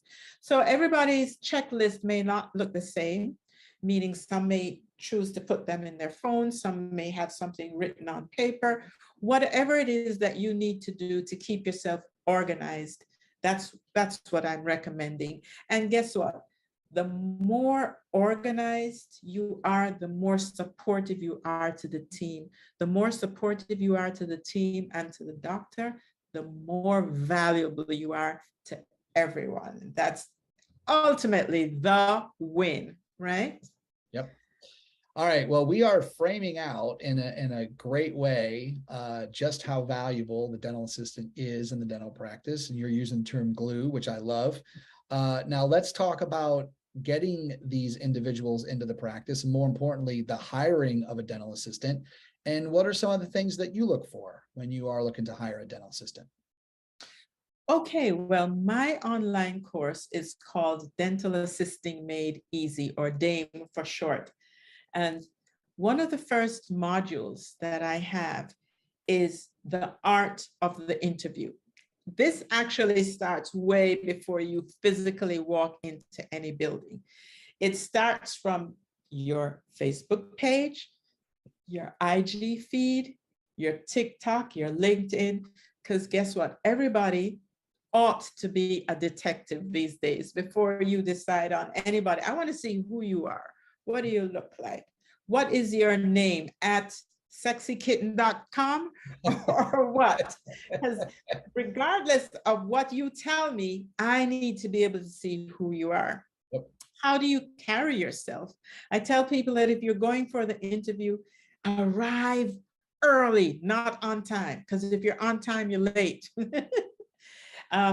Carry an extra top or something in your purse so that if you arrived and you've been sweaty or so, you can go to the bathroom and freshen up. I say to my dental assistants, practice beforehand. So when you go into that interview, you feel confident that you can answer questions. Wear clothes that are appropriate to stand up in and sit down in, because the last thing you want is to be physically uncomfortable in an interview. I'm looking for somebody who has looked at my website, understands the culture of my office, and is coming to ask me questions based on their research and letting me know that this person is truly interested in not getting a job, but becoming a member of a team and embracing the culture that they see exuding from the things that we've done, the things that we post, just being in that place where you look good to me as the possible employer. Yep. All right. And along those lines, let's talk about what makes a dental assistant irreplaceable. And I've seen this. I have seen practices. I'm curious on your thoughts on this, where there have been dental assistants that the dentist relied on them so heavily that even if there became some sort of culture issues within the practice, it could be challenging for that dentist to get rid of that dental assistant because they've relied on them so much. That's not the path that I want to go down. I want to go down the path of more of a positive path where we're talking about a dental assistant that is not only valuable to the dentist, but as you talked about, Heather, fits within the culture of the practice and works together with everybody. But from your perspective, what makes a dental assistant irreplaceable? I am chuckling because I have a podcast called The Irreplaceable Dental Assistant. I don't know if you had that in mind or not, but I'm just letting you know. So you are asking me the right question. I did my research, Heather. You said prepare, right? So I wanted to, I wanted to do my research. So everybody's on the same playing field if you can basically learn to set up and to pass instruments. But what makes somebody irreplaceable is the uniqueness that you bring to the office. Your ability to be the one who can smooth things down when everybody's irritated. Or maybe your ability to be really organized so everybody knows, oh, go to her. Or maybe being the one that the doctor says, oh my gosh, some of my colleagues wear loops. If the loops are forgotten, oh, they can't work.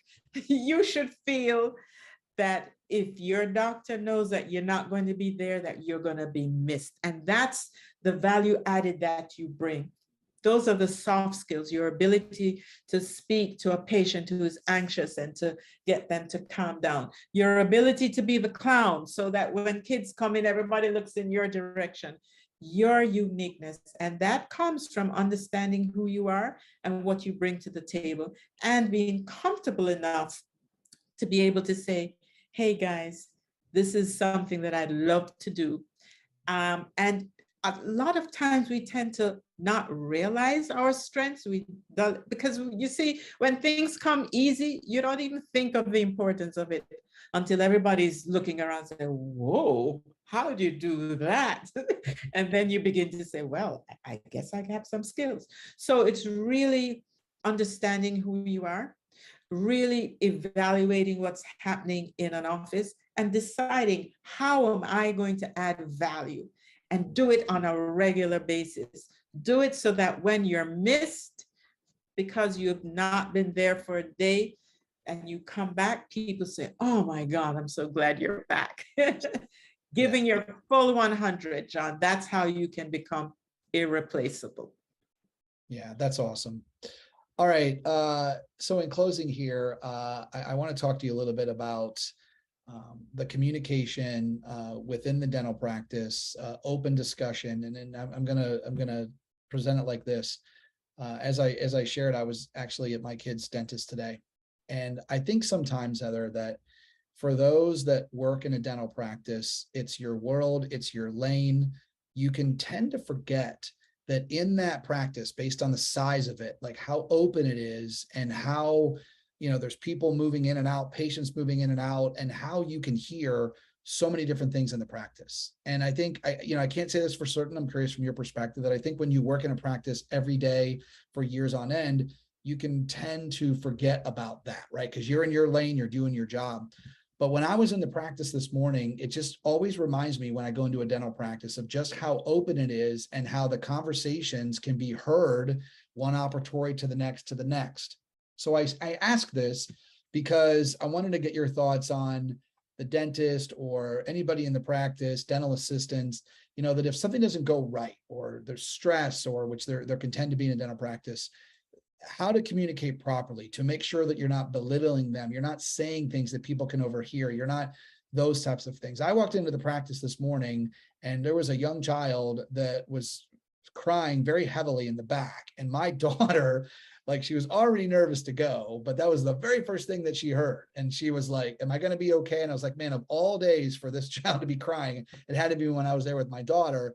But let's flip that over to the team in the practice and the communication protocol that you want to have as a dentist with your dental assistant so that it's positive because everybody can hear things. All right, let me break it down into a couple of things. First of all, communication is key. Message sent isn't always message received. So we have to make sure that when we're speaking clearly. And the truth is, if we don't communicate clearly, then messages can be missed and a lot of unintended harm or hurt can come from that. And when we're communicating, when we're speaking, that's just a small percentage of the actual communication.